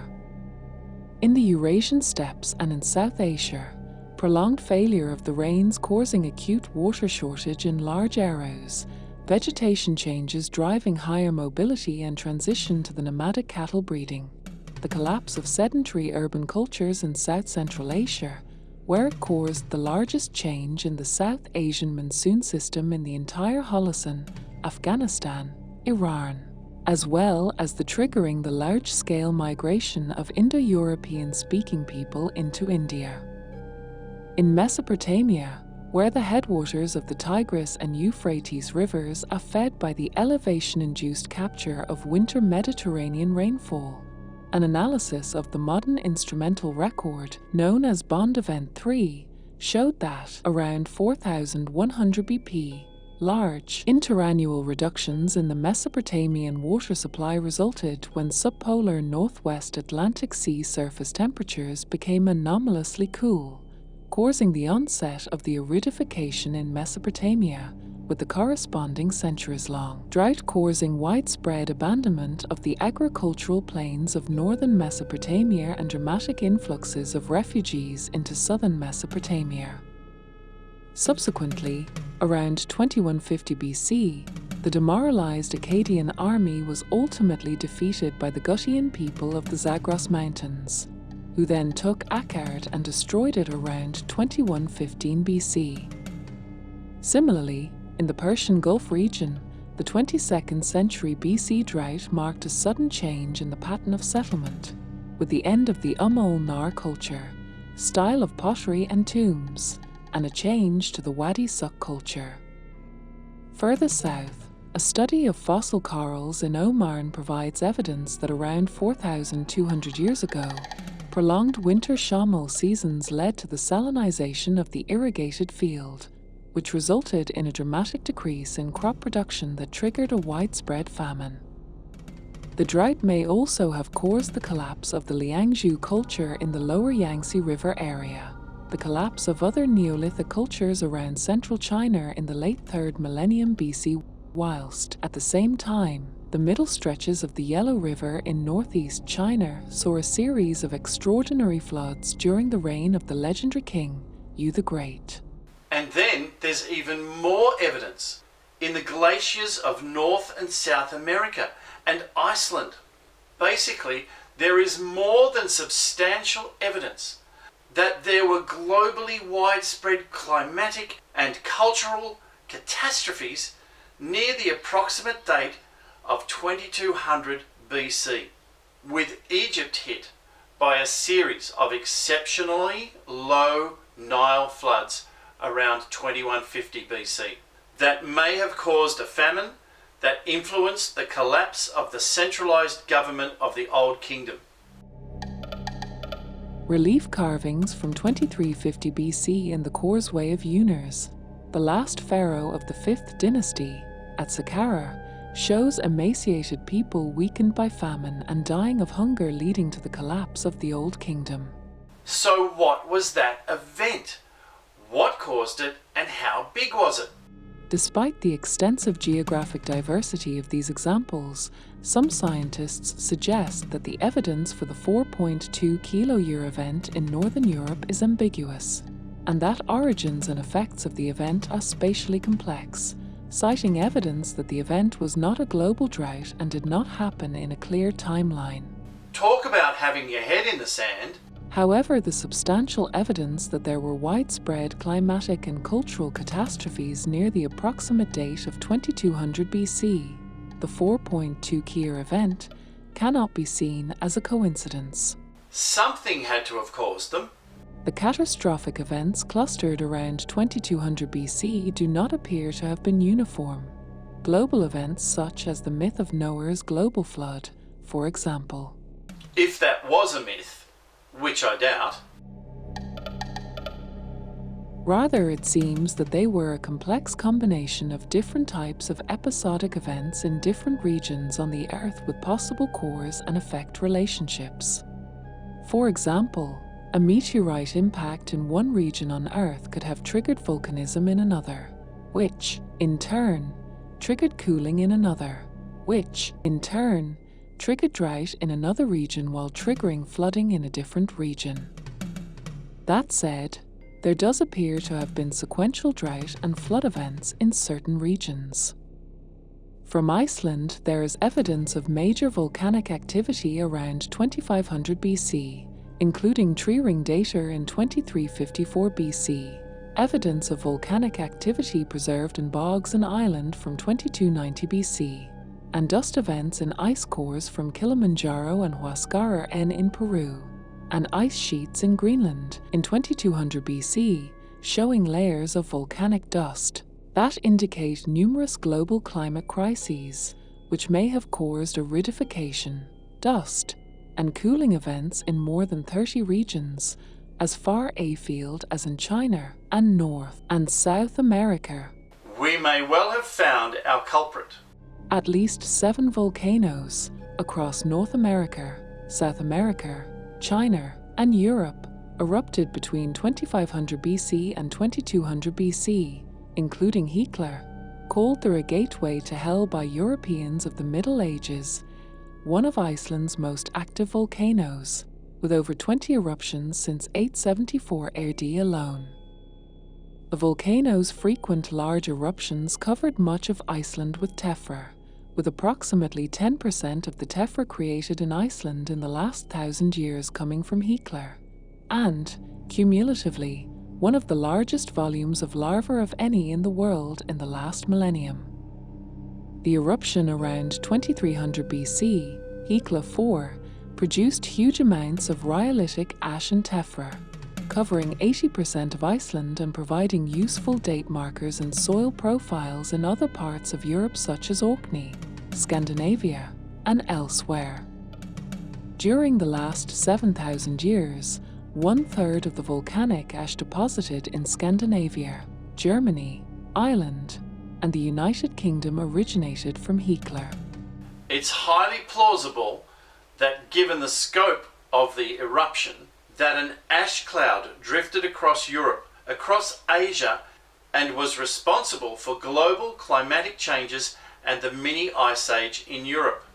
The other notable eruption was the Avellino eruption of Mount Vesuvius around 2420 BC, which is estimated to have had a volcanic explosivity index of 6, making it larger and more catastrophic than Vesuvius's more famous and well-documented 79 AD eruption, and possibly resulted in the destruction of Malta by flood. More likely, a tsunami that swept across the Mediterranean as a result of the explosion. The initial explosion raised a column of ash 23 kilometers high and deposited about 0.32 cubic kilometers of white pumice, while a second, more intense explosion raised a column of 31 kilometers depositing 1.25 cubic kilometers of grey pumice, making the overall results of the Avellino eruption catastrophic and widespread, with the 300-year-long drought following the deposition of volcanic dust in Mesopotamia 2200 BC. Surely the tsunami would have reached Lower Egypt, possibly explaining the demise of the Nile Delta and Memphis and the lack of evidence buried under meters of sand and debris. Also, the prevailing winds would have carried the ash cloud southward over the Nile Delta and eastward over Mesopotamia. But was there a specific reason for this spate of eruptions across the globe? The data collected for events just prior to and including 2200 BC reveals not a single global flood or a single global drought, but both floods and droughts, along with volcanic activity and meteoritic impacts in different regions of the planet, with peak levels of micrometeorites in peat bogs in Sweden, Ireland and Norway around 2300 BC, as well as impact craters in Argentina in 2000 BC, and in the Ulamar marshes of Iraq, and, in 2200 BC, the Curse of Akkad, a story dated to the Ur III period of Mesopotamia, mentions of flaming potsherds raining from the sky. Meteors? This at the same time as the destruction of Sodom and Gomorrah in Canaan. The dramatic drop in the level of the Dead Sea, and a mini ice age in Europe. So there were not only volcanoes erupting, but meteorites falling as well. Is this the event? Around the end of the 6th dynasty, responsible for all the damage and changes we discovered on Elephantine Island and with the Nubian temples we looked at in episodes 2 and 3? It appears clear to me that these catastrophes were a complex combination of different types of episodic events in different regions on the Earth, and included numerous and possibly interconnected climatic, oceanic, meteoritic and volcanic episodic events. Maybe it wasn't a single event like an earthquake or a tsunami. Maybe it was a series of events with possible cause and effect relationships, like a comet or asteroid entering the atmosphere, fragmenting and impacting in one region on Earth could have triggered volcanism in another, which in turn triggered drought in another region while triggering flooding in different regions. But let's not look at the consequences. Let's follow the evidence of the breadcrumbs back to their source to find an evidence of cause.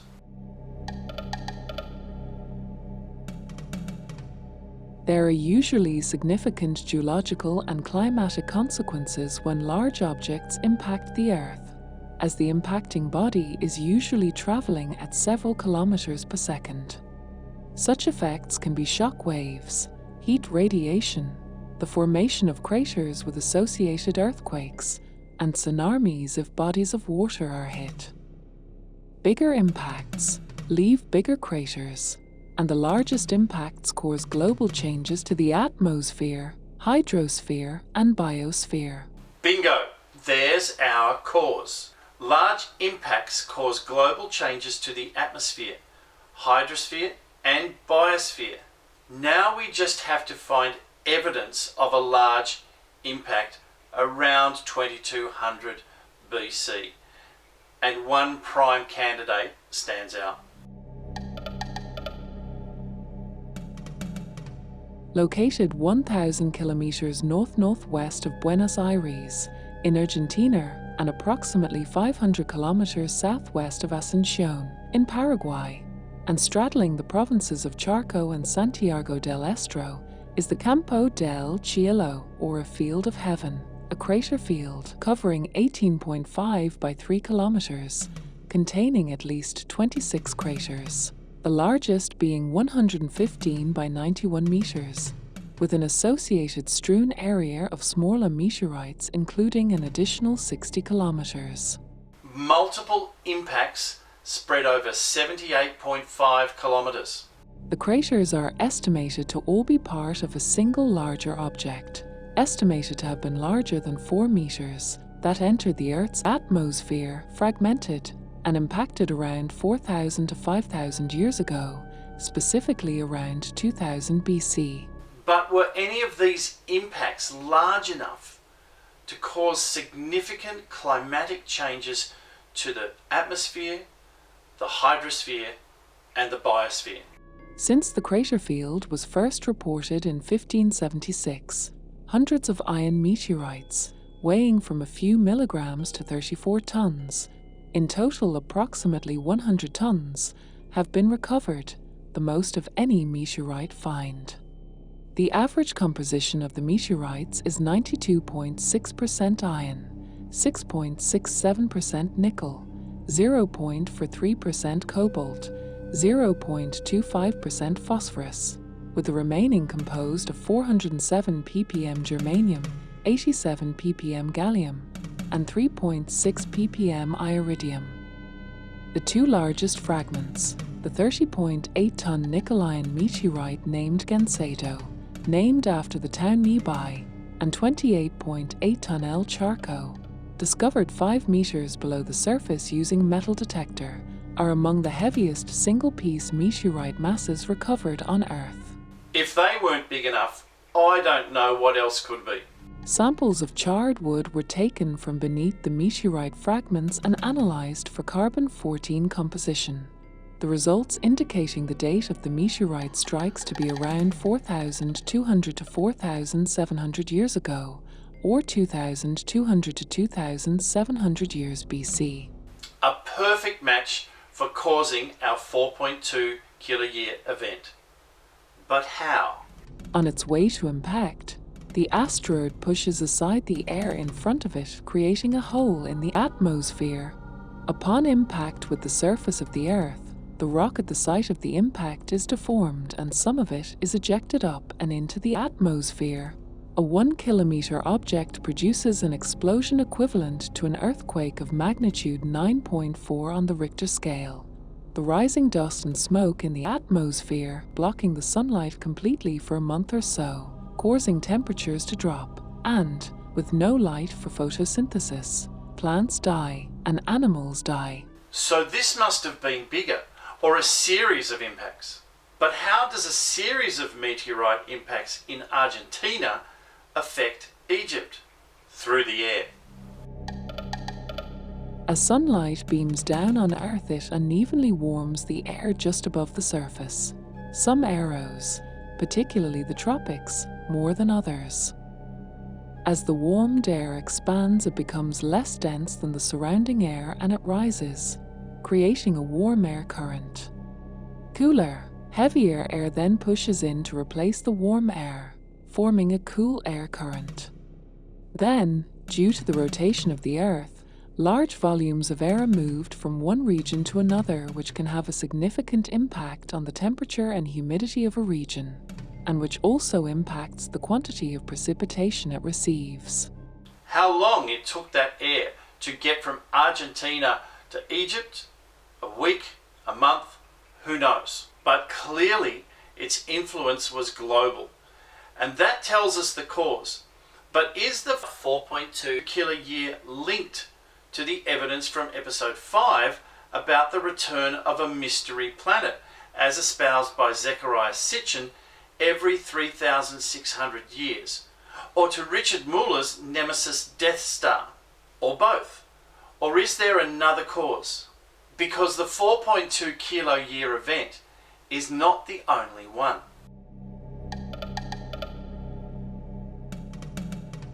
Three other, early Holocene, abrupt climate change events have been proposed. The first, at the end of the Pleistocene and start of the Holocene era, 10,800 to 9,600 BC, which resulted in the well-known Pleistocene kill-off. The second, around 6,200, and the third, around 3,200 BC, which was marked by multi-regional catastrophes and the appearance of their first, highly urbanized centers in both Sumeria and Egypt. If we understand the dates are speculative and based on geological and archaeological evidence, the error margin in dating is, say, 10%, then 10,800 BC could be 9,800 BC, and 3,200 BC could be 2,600 BC, which means that the three catastrophic events are separated by an interval of around 3,600 years, exactly the orbital length of Nibiru speculated by Zecharia Sitchin, which was raised in episodes 4 and 6. A coincidence? I don't think so. Based on geological and anthropological analysis, it was the fragments of a comet that likely hit Earth 12,800 years ago that marked the beginning of the transition from the Paleolithic era to the Neolithic era, and the beginning of the first part of the Holocene epoch around 9700 BC. Scientists, who translated ancient carvings found on a stone pillar known as the Vulture Stone at Göbekli Tepe in southern Turkey, confirmed that a large comet struck Earth around 11,000 BC, leading to global destruction, including the extinction of the woolly mammoth and the rise of new civilizations. So where did the comet come from? And why? More on that in a later episode. The images show various animals corresponding to astronomical constellations, and a swarm of comet fragments as they hit the Earth, and a headless man, symbolizing human disaster and death. This was then cross-checked against simulations of what the solar system most likely looked like during that time, and scientists were able to identify the comet strike was around 10,950 BC. Right around the time of the commencement of the reign of the dead spirits. Researchers think that upon entering Earth's atmosphere, the already fractured comet most likely broke up into several more pieces, many of which didn't reach the ground. Rather, they produced a string of explosions in the atmosphere known as airbursts. Each airburst was as powerful as a nuclear blast, instantaneously vaporizing the soil and vegetation underneath and producing powerful shock waves that destroyed everything for tens of kilometers around. Imagine if that happened today. The impact caused debris and dust to be thrown up into the atmosphere, resulting in the Earth's temperature to plummet by, on average, 10 degrees Celsius, causing a large influx of fresh water from melted glacier on North America into the northern Atlantic Ocean, during which the circulation system of the North Atlantic went into a kind of planetary fibrillation. This, in theory, caused a fresh water cap over the North Atlantic and slowed down the Atlantic meridional overturning circulation, which in part distributes heat from the equators to the poles. It also caused the African monsoons to migrate southward, drying the desert, particularly in the Middle East, and a period that lasted for 1,300 years. Well into the early Holocene period. Though no physical impact site has been found, it is believed Abu Huraira, a little Paleolithic village in Syria, was hit by one of these vaporizing shock waves. Now under the waters of Lake Assad, between 1972 and 1973, Abu Huraira was quickly excavated before construction of the Tapker Dam flooded the area. An important archaeological site known for artifacts documenting early adoption of agriculture in the region. During the excavation, archaeologists realized that there were really two sites, one on top of the other. The first, a Paleolithic settlement of hunter-gatherers. The second, a farming town, with new buildings of a different style. A clear boundary between civilizations? But why? Evidence of a comet airburst supporting this hypothesis was discovered in a carbon-rich layer known as the black mat soil samples, and artifacts taken from Abu Huraira filled with tiny pieces of melt glass, small bits of vaporized soil, between 1 and 2 millimeters in diameter, that were found among the seeds and cereal grains recovered from the site, as well as splattered in the adobe that covered the buildings, all of which had solidified quickly after the explosion. The melt glass found at Abu Huraira contains molten grains of minerals such as quartz, chromphorite, and magnetite, which can only melt at temperatures ranging from 1,720 degrees Celsius to 2,200 degrees Celsius, supporting the theory that Abu Huraira was indirectly hit and destroyed by fragments of a comet that slammed into Earth about 12,800 years ago, as the enormous heat involved was far beyond natural sources such as fire or volcanism, lightning, or anything that a group of hunters and gatherers could ever generate on their own. There are also higher than usual concentrations of such rare elements as iridium, platinum, and nickel, all of them most likely formed during the cosmic impact. The soil also contains high concentrations of impact-generated microscopic nanodiamonds, tiny carbon and metallic spherules, and charcoal, hinting at widespread wildfires that might have incinerated up to 10% of all the forested areas on the planet, and which might have accelerated the extinction of most large animals including mammoths, saber-toothed cats, and American horses and camels. But was it a random event, or part of something much bigger? Abu Huraira lies at the easternmost sector of what is known as the Younger Dryas boundary-strewn field, a series of sites in the Americas, Europe, and the Middle East, where evidence of a cosmic impact occurring toward the end of the Pleistocene has been found, and which marks the start of the global cooling event called the Younger Dryas. Previously, humans were largely nomadic hunters that harvested wild grains without establishing permanent locations, but the onset of the global cooling led groups of people to begin systematically cultivating fields of rye, and then in time wheat and barley, and breeding livestock like sheep and goats so as to endure the harder climate. But where did they get the rye, the wheat, the barley? And what about the sheep and goats? Why weren't they hunting them? They were much easier to hunt than woolly mammoths. Did the followers of Horus bring them with them when they returned?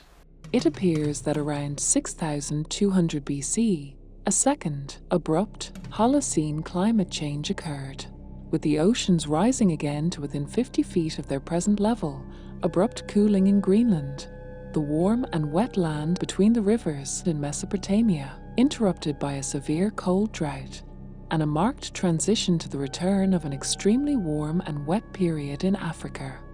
That sounds like the whole planet shifted. A pole shift. Not a full one, but a partial one. And 6,200 BC is 3,800 years after an event in 10,000 BC. Given the margin of error for dates, are these events somehow connected to Zecharia Sitchin's 3,600-year orbit and return of a mystery planet?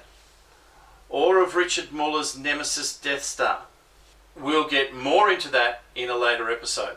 But if it is, then is there any evidence around 3,600 years later than 6,200, that is around 2,600 BC? Well, as previously examined, yes there is. The eruptions and meteorite strikes of the 4.2 kiloyear event commencing around 2,500 BC. But before we go on, let's take a look at the climate changes caused by the 4.2 kiloyear event we're having on other key locations at the same time. More specifically, about 3,000 miles to the northwest at Stonehenge. When we left Stonehenge in episode 8, sometime between 2600 BC and 2300 BC, two concentric arrays of holes had been dug in the center of the site, holding up to 80 standing stones of bluestones, each monolith measuring around 2 meters in height, between 1 to 1.5 meters wide and just under a meter thick, and weighing between 2 and 4 tons each, and most likely erected by the Bell Beaker people, who had supposedly migrated from mainland Europe, but who may also have migrated from Egypt, bringing with them the technology and/or the capability to not only mine the bluestones, but to transport and erect them. But why did the Bell Beaker people migrate? Was it because of the global climate changes caused by the 4.2 kiloyear event? And what technology did they possess? It seems they had advanced astronomical knowledge, possibly dating back to 17,000 BC, maybe even earlier. So were the developments at Stonehenge developments? Or, like in Egypt, were they reconstructions of something that had been there in the past? The rebuilding of something more significant? Researchers from the Royal College of Art in London have discovered that the monument's igneous bluestones possess unusual acoustic properties. When struck, they respond with a loud clanging noise. In certain ancient cultures, rocks that ring out, known as lithophones, were believed to contain mystic or healing properties, and Stonehenge has a history of association with rituals. The presence of these ringing rocks seems to support the hypothesis that Stonehenge was a place for healing. Healing? Ringing rocks? Did the structure focus and amplify sound to create altered states within those who stood within it?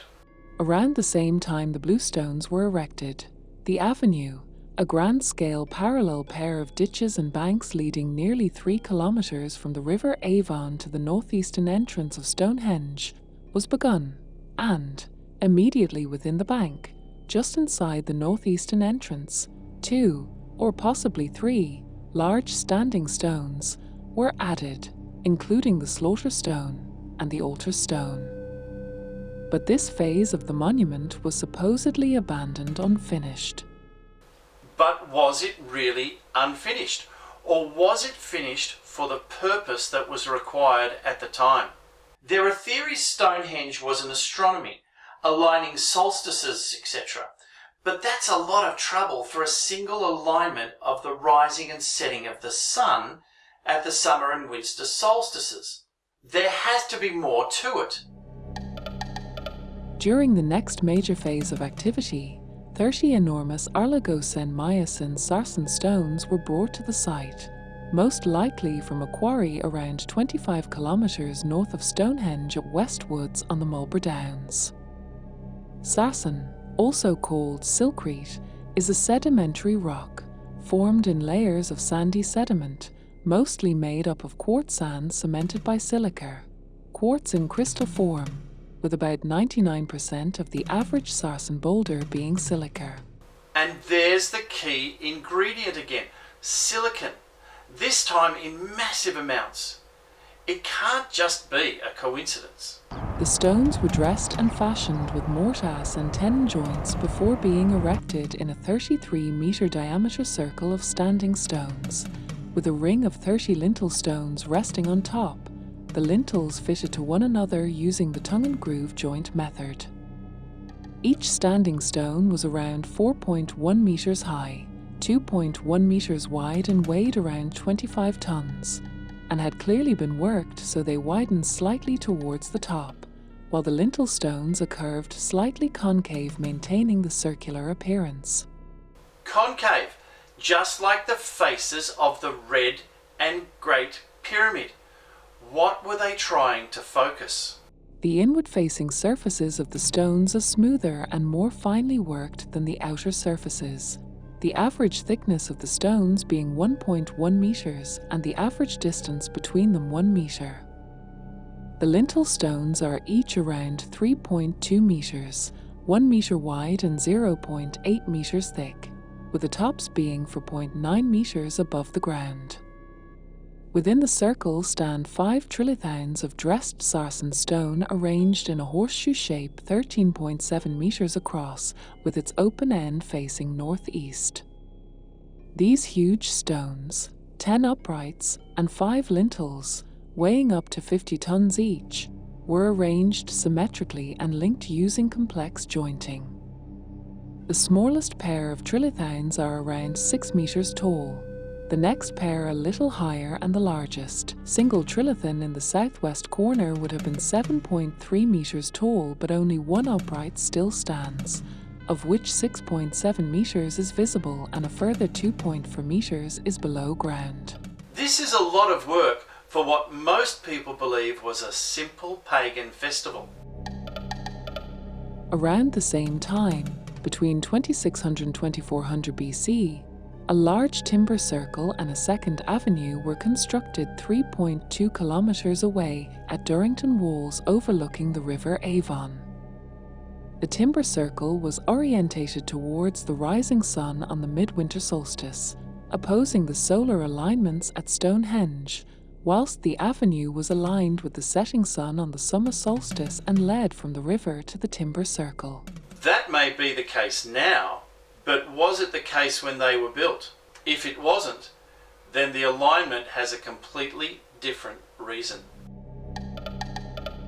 Sometime later in the Bronze Age, between 2400 and 2280 BC, the blue stones appear to have been re-erected, placed within the outer sarsen circle, and may have been trimmed in some way, suggesting that, during this phase, they may have been linked with lintels and were part of a larger structure. Then between 2280 and 1930, there were further rearrangements of the blue stones, arranged in a circle between the two rings of sarsens and in an oval at the centre of the inner ring. The altar stone may also have been moved within the oval at this time and re-erected vertically. Soon afterwards, between 1930 BC and 1600 BC, only minor changes were made.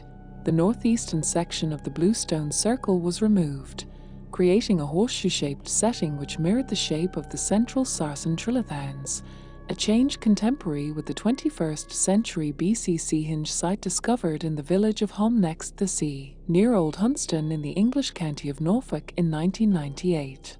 It sounds like they were fine-tuning the structure, tweaking it, so it was some sort of satellite dish that projected thoughts out into the universe. If it was, who were they trying to contact? Or maybe they were realigning the stones at Stonehenge. But realigning it with what? Proposed functions for the site include usage as a religious site or as an astronomical observatory. The site, specifically the Great Trilithon, the encompassing horseshoe arrangement of the 5 central trilithons, the heel stone, and the embanked avenue, being aligned to the sunset of the winter solstice and the opposing sunrise of the summer solstice. Well, they may be now, but were they then? And the positions of the winter solstice and the opposing sunrise of the summer solstice would be pretty fixed, so there would be no reason to make any such significant changes and relocations because of those. It might have even allowed for the prediction of eclipses and other celestial events, but further astronomical associations and the precise astronomical significance of the site for its people are a matter of speculation and debate. So let's speculate. Some have suggested that Stonehenge was a place of healing, which accounts for the high number of burials in the area and for the evidence of trauma deformity in some of the graves.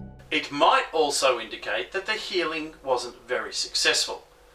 No, I doubt all that work was to build a hospital.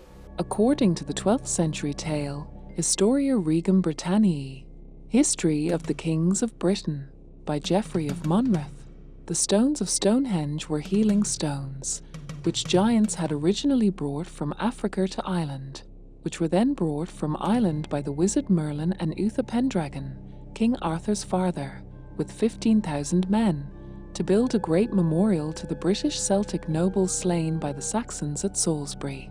Although the tale is supposedly fictional, it may hold a grain of truth, as there is some evidence suggesting the Stonehenge bluestones were brought from the Whan Mawn stone circle on the Irish Sea close to Wales.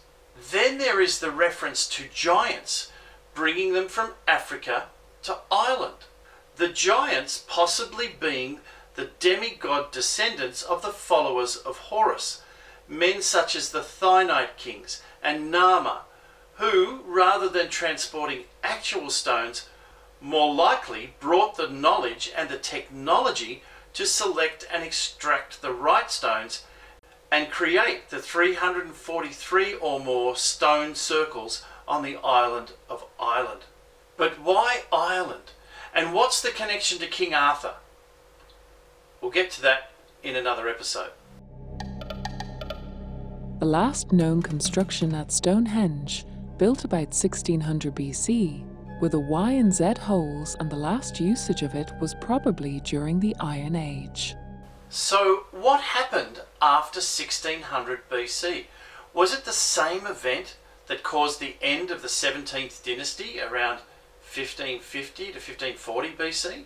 Was that what all the work at Stonehenge was about?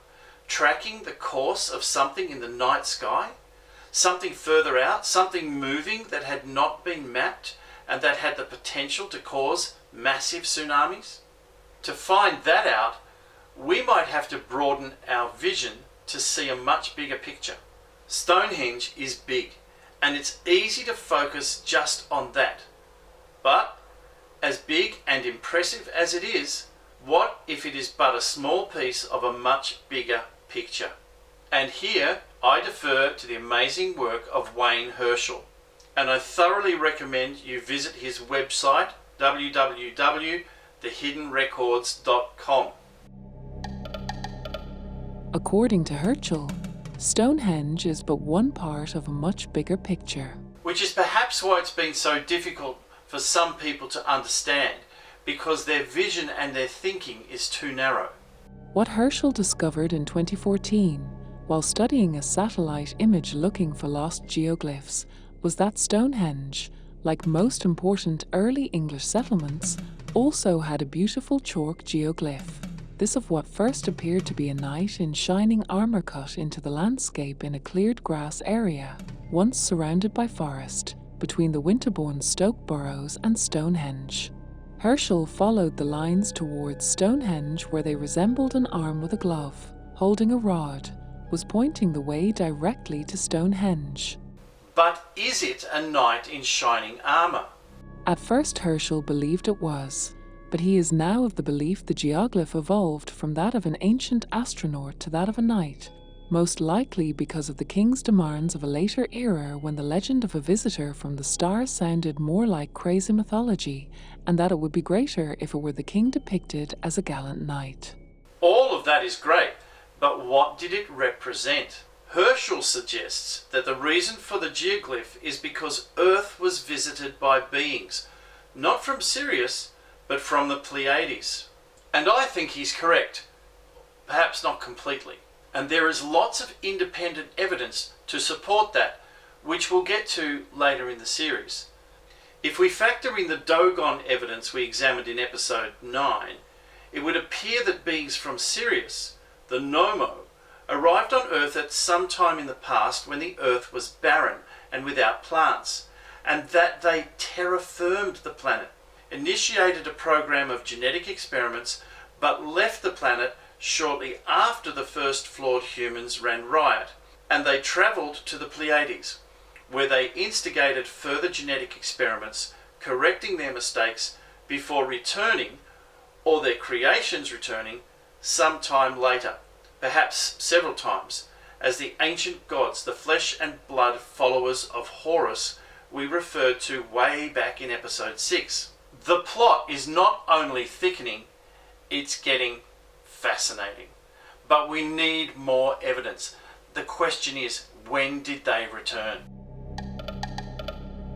Herschel broadened his awareness to include the winterbourne Stoke barrows, a cluster of barrows that he recognized had the same leg of the bullish shape found in many other ancient sites, and as being associated with the Pleiades in the constellation of Taurus. Herschel realised that he had decoded Stonehenge, that just like Egypt, it was part of a massive ancient star map, and like a treasure map, that map pointed to a specific star. But which star? And what does that mean? If the winterbourne Stoke barrows represent the Pleiades, and the alignment of the barrow aligns with the alignment of the stars in the Pleiades, and Stonehenge is a star, then, like the X star that marks the spot, that represents the star Aldebaran, a giant star about 65 light-years away that is believed to host at least one planet several times the mass of Jupiter, named Aldebaran b. It's encouraging, but is there any stronger supporting evidence? Going back to the myths of the Dogon, when the Nommo ships arrived on Earth, they were buried underground, creating a mound, and the ancestors entered the ship, the mound, through an opening in the top. The regeneration of the Nommo were thus perceived as taking place in the Earth's womb, and the humans simply copied the process. The Dogon identified the place of regeneration with an anthill, but is it possible the mounds and barrows near stone circles have the same meaning, and that's why they became burial sites? It makes sense, but is that enough evidence? Herschel broadened his investigation further, putting Stonehenge into its full ancient context by not only including the winterbourne Stoke barrows, but also the Lake Group barrows, the Bush burrows, the Old and New King barrows, the Cursus, and the Durrington walls and Woodhinge enclosure. And what he discovered confirmed his proposition. The star series is represented by the Durrington walls and Woodhinge enclosure, the Belt of Orion by the Old King barrows, Orion's sword by the New King barrows, and the Cursus represents the ecliptic, the path of our sun. And if that is in fact correct, then the Cursus barrows represent the triple star system Lambda Tauri, and the Lake Group barrows represent the quadruple star system Tau Tauri. And that opens a real Pandora's box. For instance, if the locations of all the ancient barrows are representations of actual stars, then there would seem to be an error. Because if the Old King barrows are supposed to represent the 3 stars of Orion's belt, then there should only be 3 barrows, not 4 or more.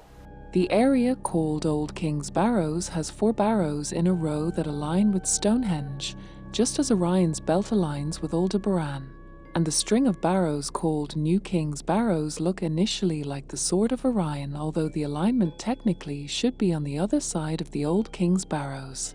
but the name chosen for these barrows might not be by chance, because the Old Templar name for the belt stars of Orion are the Three Kings. So the numbers seem to be wrong, because there are only 3 stars in Orion's belt. However, perhaps a more recent addition, an attempt by the Knights Templars to address the misalignment caused by the shift in hemispheres.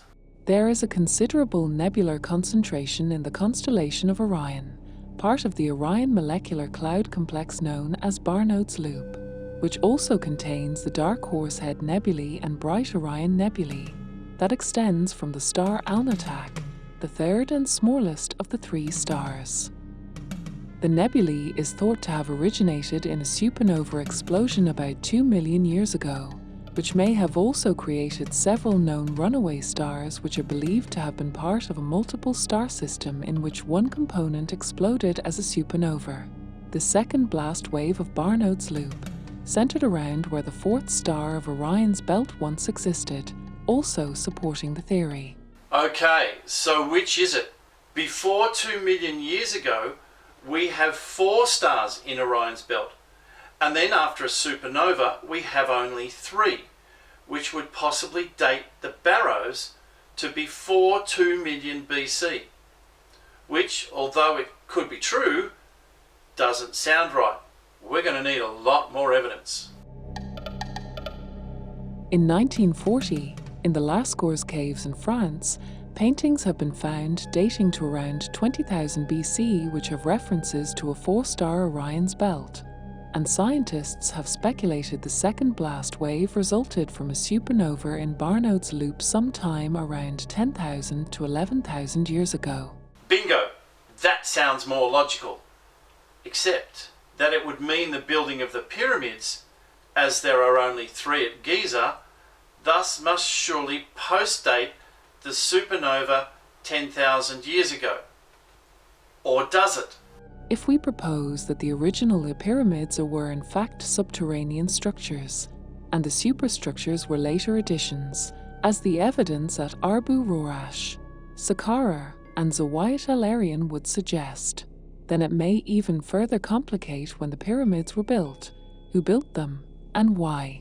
But if there is a 4th pyramid, or rather a subterranean structure, buried under the sand south or southwest of Menkare's pyramid on the Giza Plateau, yet to be discovered, that would totally upset the traditional view on the true history of ancient Egypt. And satellite images indicate there are irregularities in the desert in that particular location, and that it may be concealing something. Makes you want to grab a shovel and start digging. But let's leave that until we get to Giza later in the series. For now, we need to get back to the 7th dynasty, because there's one more white elephant that we need to address. The barrows from Winterbourne to Durrington run west to east, and yet in the night sky over England the Pleiades to Sirius runs east to west. It's the complete opposite. How can that be? Any object or constellation that lies near the celestial equator, the imaginary line that divides the northern and southern halves of the sky, would appear both upside down and reversed left to right in the southern hemisphere, compared to a northern perspective. Let's use the constellation Orion as an example. From the northern hemisphere, observers have to look toward the south to see Orion, and therefore the southern part of the constellation appears closer to the horizon. East is to your left. So, Betelgeuse lies at the right or eastern corner of the hunter's torso, while Rigel marks his left foot pointing west.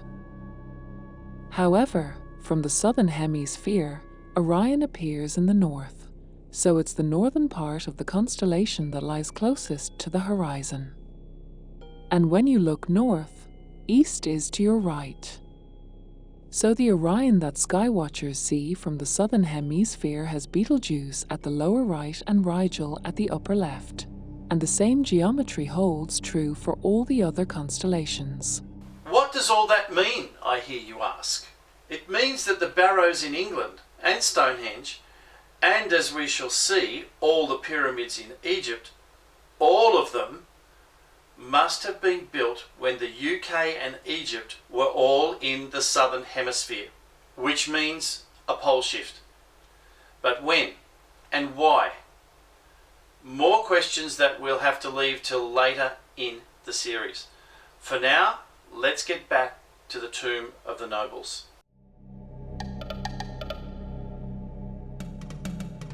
In 2016, a causeway made of blue sandstone, a building material only available in the area of Shat El Sarba Regal, near Kom Ombo, and also used at the mortuary temple of Mentuhotep II at Deir el Bahari and the temple for Satet on the island of Elephantine, was uncovered in Aswan at Kubit el Herwar. The decoration of the causeway already underway in the 10th year of Senwosret's reign somewhere around 1910 BC. Was blue sandstone a material specific to the Middle Kingdom? We shall have to wait and see.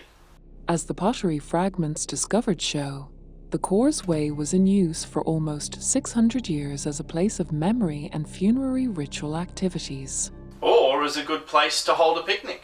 The causeway, set an angle of 85 degrees from the river and considered the longest ever found on the western bank of the Nile, stretched from the bank of the Nile, leading 133 meters up to the tomb of Sarenput I, one of the largest and most beautiful rock-cut tombs of the Middle Kingdom. So my guess, it must have been built after, when the river was much lower.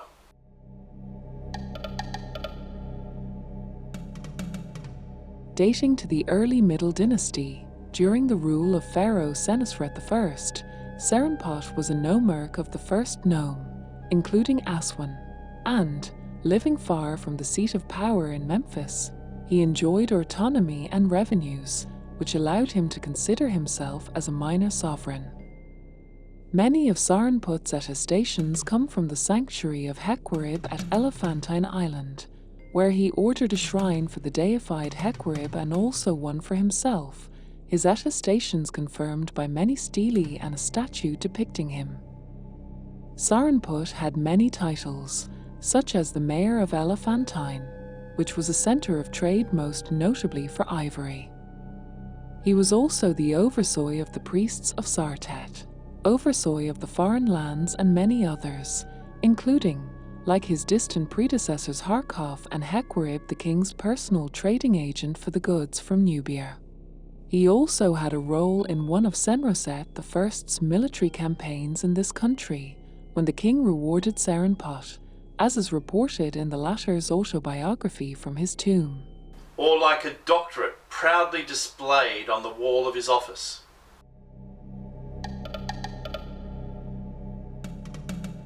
Cut into the hill of Kubit el Herwar, Sarenput's tomb, QH36, is a very impressive tomb, even if it were only for the facade before you enter, and marks the apogee of funereal architecture in Aswan.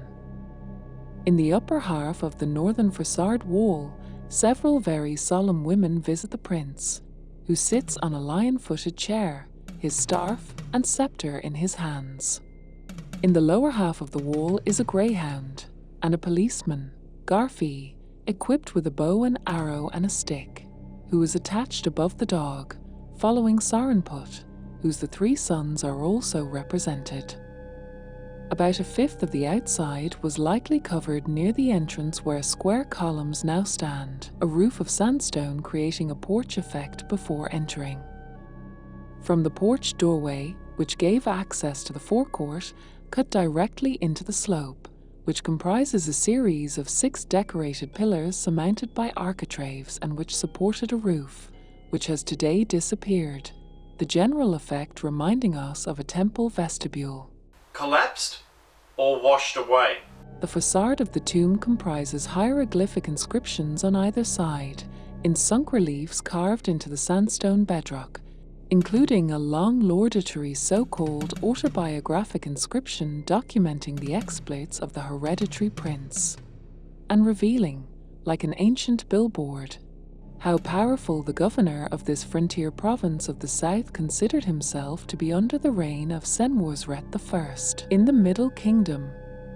In the upper register of the wall decoration south of the entrance, a depiction of the visit of the cattle by Sarenput is presented. The inscription states, Visiting the Kobuls, the Egox and the Gendau cattle, which he makes to lead the feast of all the gods of Elephantine, on the part of the prince and count, chief of the priests of Knam, assembly the blessed. In the lower register, 2 groups of 3 fishermen bring in the net. One fisherman on each side carefully folds the rope of the net into spiral coils. Another in the middle of the scene has a stretcher on his shoulder, each end of which hangs a large fish, Lartis niloticus. Above, and all around the door, are portrayals of Sarenput, in the form of larger-than-life statues, as on pylons in a temple. Sarenput often depicted with some of his relatives and his dogs. Laterally, more figurative representations are present. There remain 2 side jambs of fine limestone, a rare stone in this region, probably imported from far away, each carrying a portrayal of Sarenput with his instruments of power, the second scepter and baton of authority. It just doesn't feel like the sort of image you'd select for a tomb. There is a significant artistic contrast between the reliefs carved on the facade of the tomb and the ones on the outer door gems, the latter being far finer and possibly made by some royal sculptor, while the ones outside were cruder and likely a local product. Or is there a difference in times as well? Inside, the first chamber, rectangular in shape and dominated with 4 square pillars to support the ceiling, is decorated with lively painted frescoes and hieroglyphs painted in color, on 2 registers, though today they are much deteriorated. The wall paintings of the re-entrance hall have further scenes of a fishing and the revisit of 3 women of the tomb, similar to that of the northern outer facade. There are also the remnants of depictions of Sarenput, his family, and his dogs, although the quality of the paintings is clearly of lower quality to that of the carvings outside, the consensus being that a royal artist was used to do the carvings outside whilst a local artist did the inside. Which doesn't make sense if it's a tomb, because you'd expect the better quality work inside. But it does make sense if it was primarily an office, because it's self-promotion to the masses. The first chamber leads to a large long corridor, both with colonnades, that in turn leads to what would have been the innermost burial chamber, with a niche that once housed a statue of the owner. The burial chamber, about 1/3 of the size of the first, and lower. Its whitewashed pillars and painted reliefs are in a bad state, but, surprisingly, the main altar, which would have had a statue of Sarenput, is still clear and vivid. Among the inner paintings that have survived is a scene of the owner with the god Knam, which is significant because, in this period, a similar scene in a private tomb was still rare. And yet, there's no pyramid text. The aforementioned autobiography, written in 2 copies, one outside and one on the inside of his tomb, shows how this powerful character considered himself. I have built my tomb to show my gratitude to the King KHBPRKH, Sirius the First. Remember, this is a translation, and it could just as easily be a mistranslation, and it could be referring to his office. His Majesty made me great in the land. I have overturned very ancient rules and it resulted that I reached the sky in an instant. I have employed artisans to work in my tomb and His Majesty congratulated me highly and often in the presence of courtesans and the Queen. Again, he could just as easily be bragging about his office decorator. The tomb was equipped with palace furniture, decorated with all sorts of accessories, filled with decorative parts and provided with offerings. Palace furniture? For a tomb? I don't think so. I should not want for any necessary thing. It was at the treasure house that all this was claimed for me. His Majesty saw to it that I could have a good life. I was full of joy at having succeeded in reaching the sky, and when I had touched the firmament, I grazed the stars. I appeared like a star. I danced like the planets, MY town celebrated and MY troops were jubilant. It sounds more like the brown nosing you would do when you're alive, not after you'd snuffed it. For me, the Elephantine gods extended the reign of His Majesty as king. They caused His Majesty to be reborn for me in order that he might repeat millions of set festivals for me. They granted him eternity as king that he might install himself on the throne of Horus, just as I had wished for him. It goes to show, we can't be sure we're making the right translations. After all, we covered all of that way back with Champollion and Young and the Rosetta Stone way back in episode 1. Sarenput had no hesitation in according himself a stellar destiny and, thanks to the notable's wishes, the king of Upper and Lower Egypt could regenerate himself eternally in order to permit Sarenput to profit from the same destiny. Unfortunately, the whole tomb has suffered significant damage over time, but it's not the only tomb we have left. Born in the Middle Kingdom during the reign of Amenemhat II, Sarenput II, also called Nubkornakht, strong is Nubkor, the son of Kemer and his wife Satet-Hotep, as well as the nephew of the nomarch Sarenput I. Sarenput II had a younger brother, Shemnai, and a daughter, Satjeni, who has been identified as the mother of two subsequent nomarchs at Elephantine, Ameneseneb and Hekarib III. Among his titles, he was nomarch of the first nome of Upper Egypt, Land of the Bow, in the 12th dynasty of the Middle Kingdom during the reign of Amenemhat II, a title he held at least since regnal year 4 of Senusret II until year 8 of Senusret III.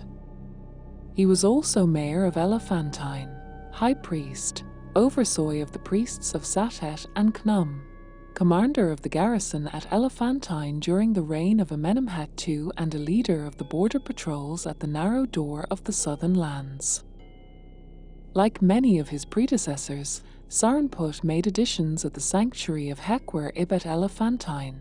In particular, he ordered a shrine for his father Kemer and one for himself, containing a statue of Kemer and one of Sarenput II respectively.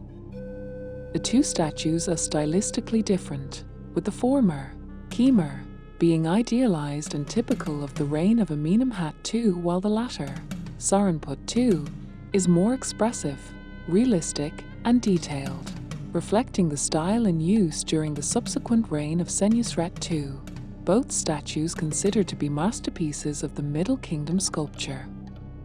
Another statue depicting Sarenput II, and probably coming from his tomb, is again stylistically typical of the reign of Amenemhat II.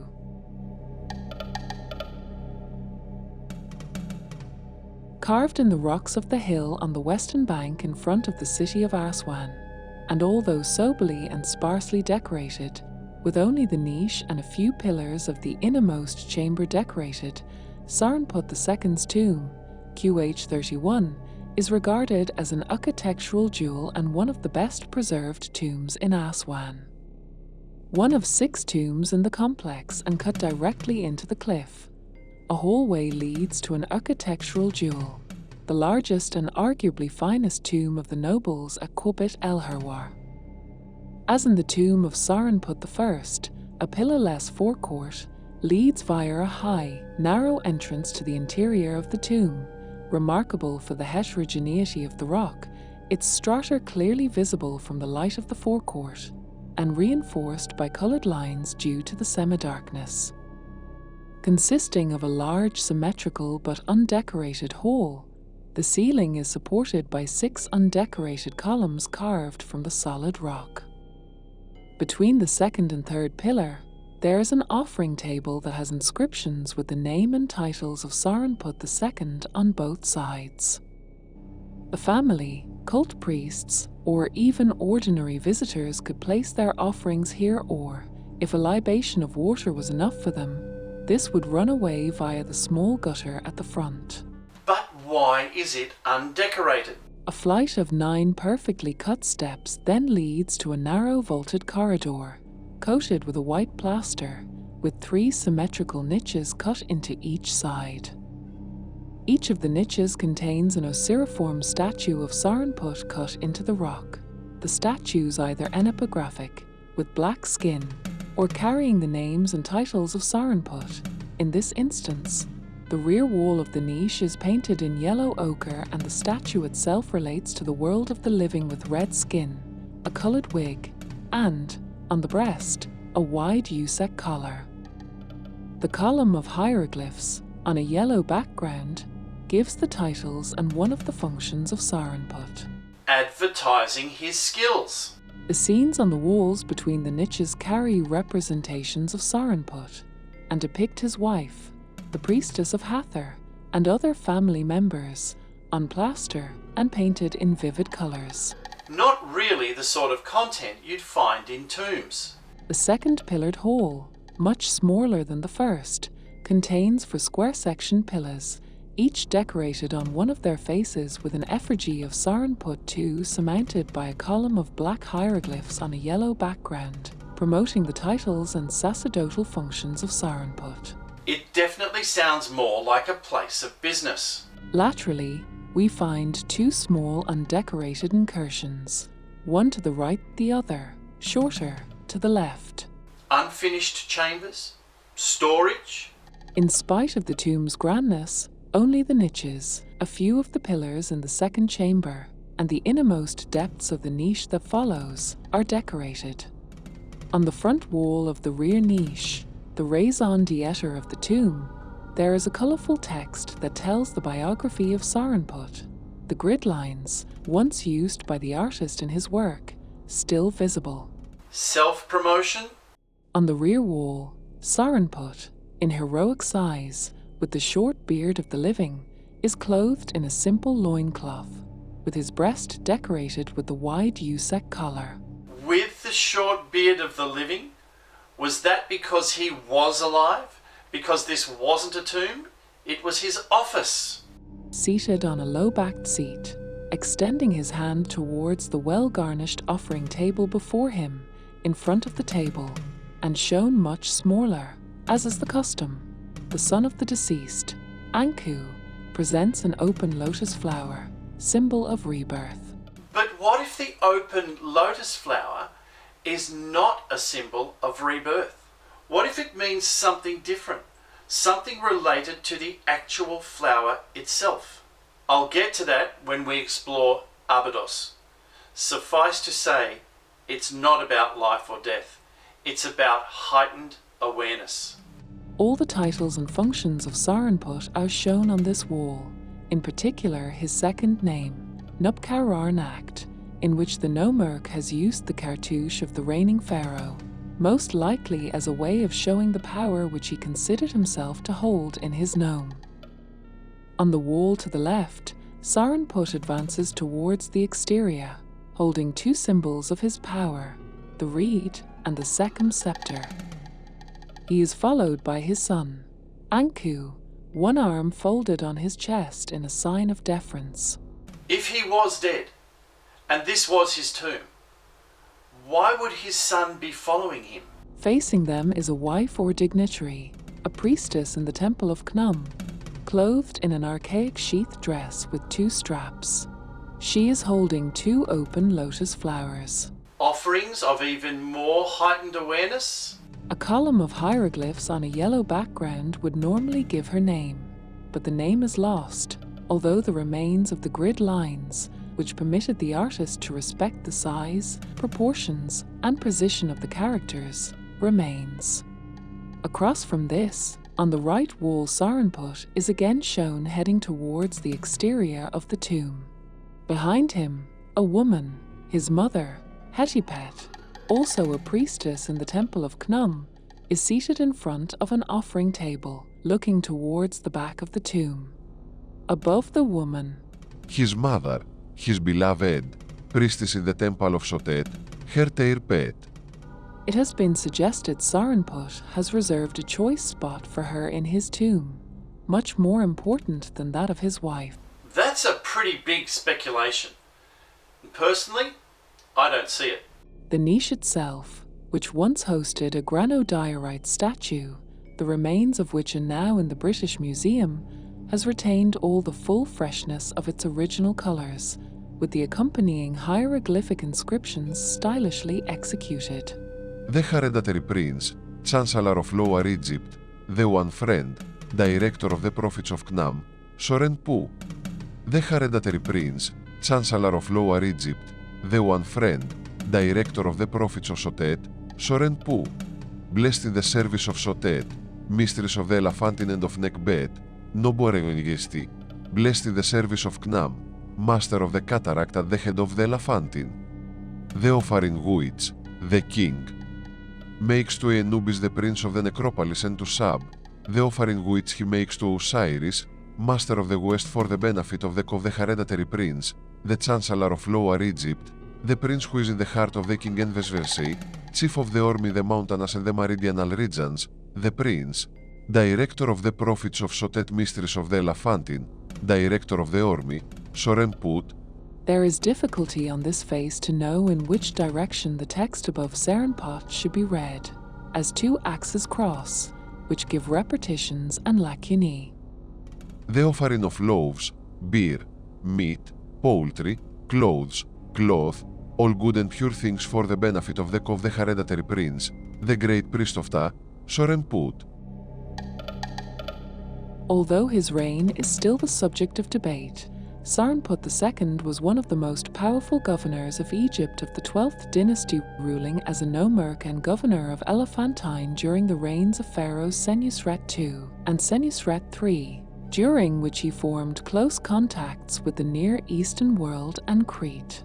So, was he a king or was he not?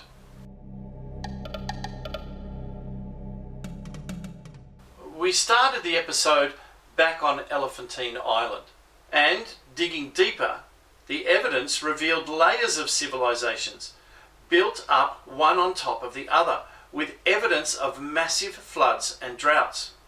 That evidence was not only reinforced when we examined the 6th dynasty tombs at Kubet el Hawa, that the water level of the Nile was originally much higher than it is today, but it also showed that the so-called tombs were more than likely not tombs, but offices for the nomarchs and administrators of the 6th dynasty.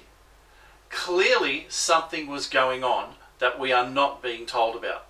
And that led us to the 4.2 kiloyear event, which in turn led us to evidence of massive global climate changes caused by meteorite impacts and volcanic eruptions. Those climate changes appear to have influenced events at Stonehenge as well, and the evidence appears to continue into the Middle Kingdom. But even then, we've only scratched the surface. So join me in the next episode when we examine the First Intermediate Period and the consequences of the collapse of the 6th dynasty and the Old Kingdom. Hopefully they will give us some answers, although I wouldn't count on it. Because if you think that exploration will be cut and dried, you'd better think again, as there's less information from that 200 years than there is for the entire 1,000 years that preceded it. So pickings may be slim, but if you don't look, you don't find.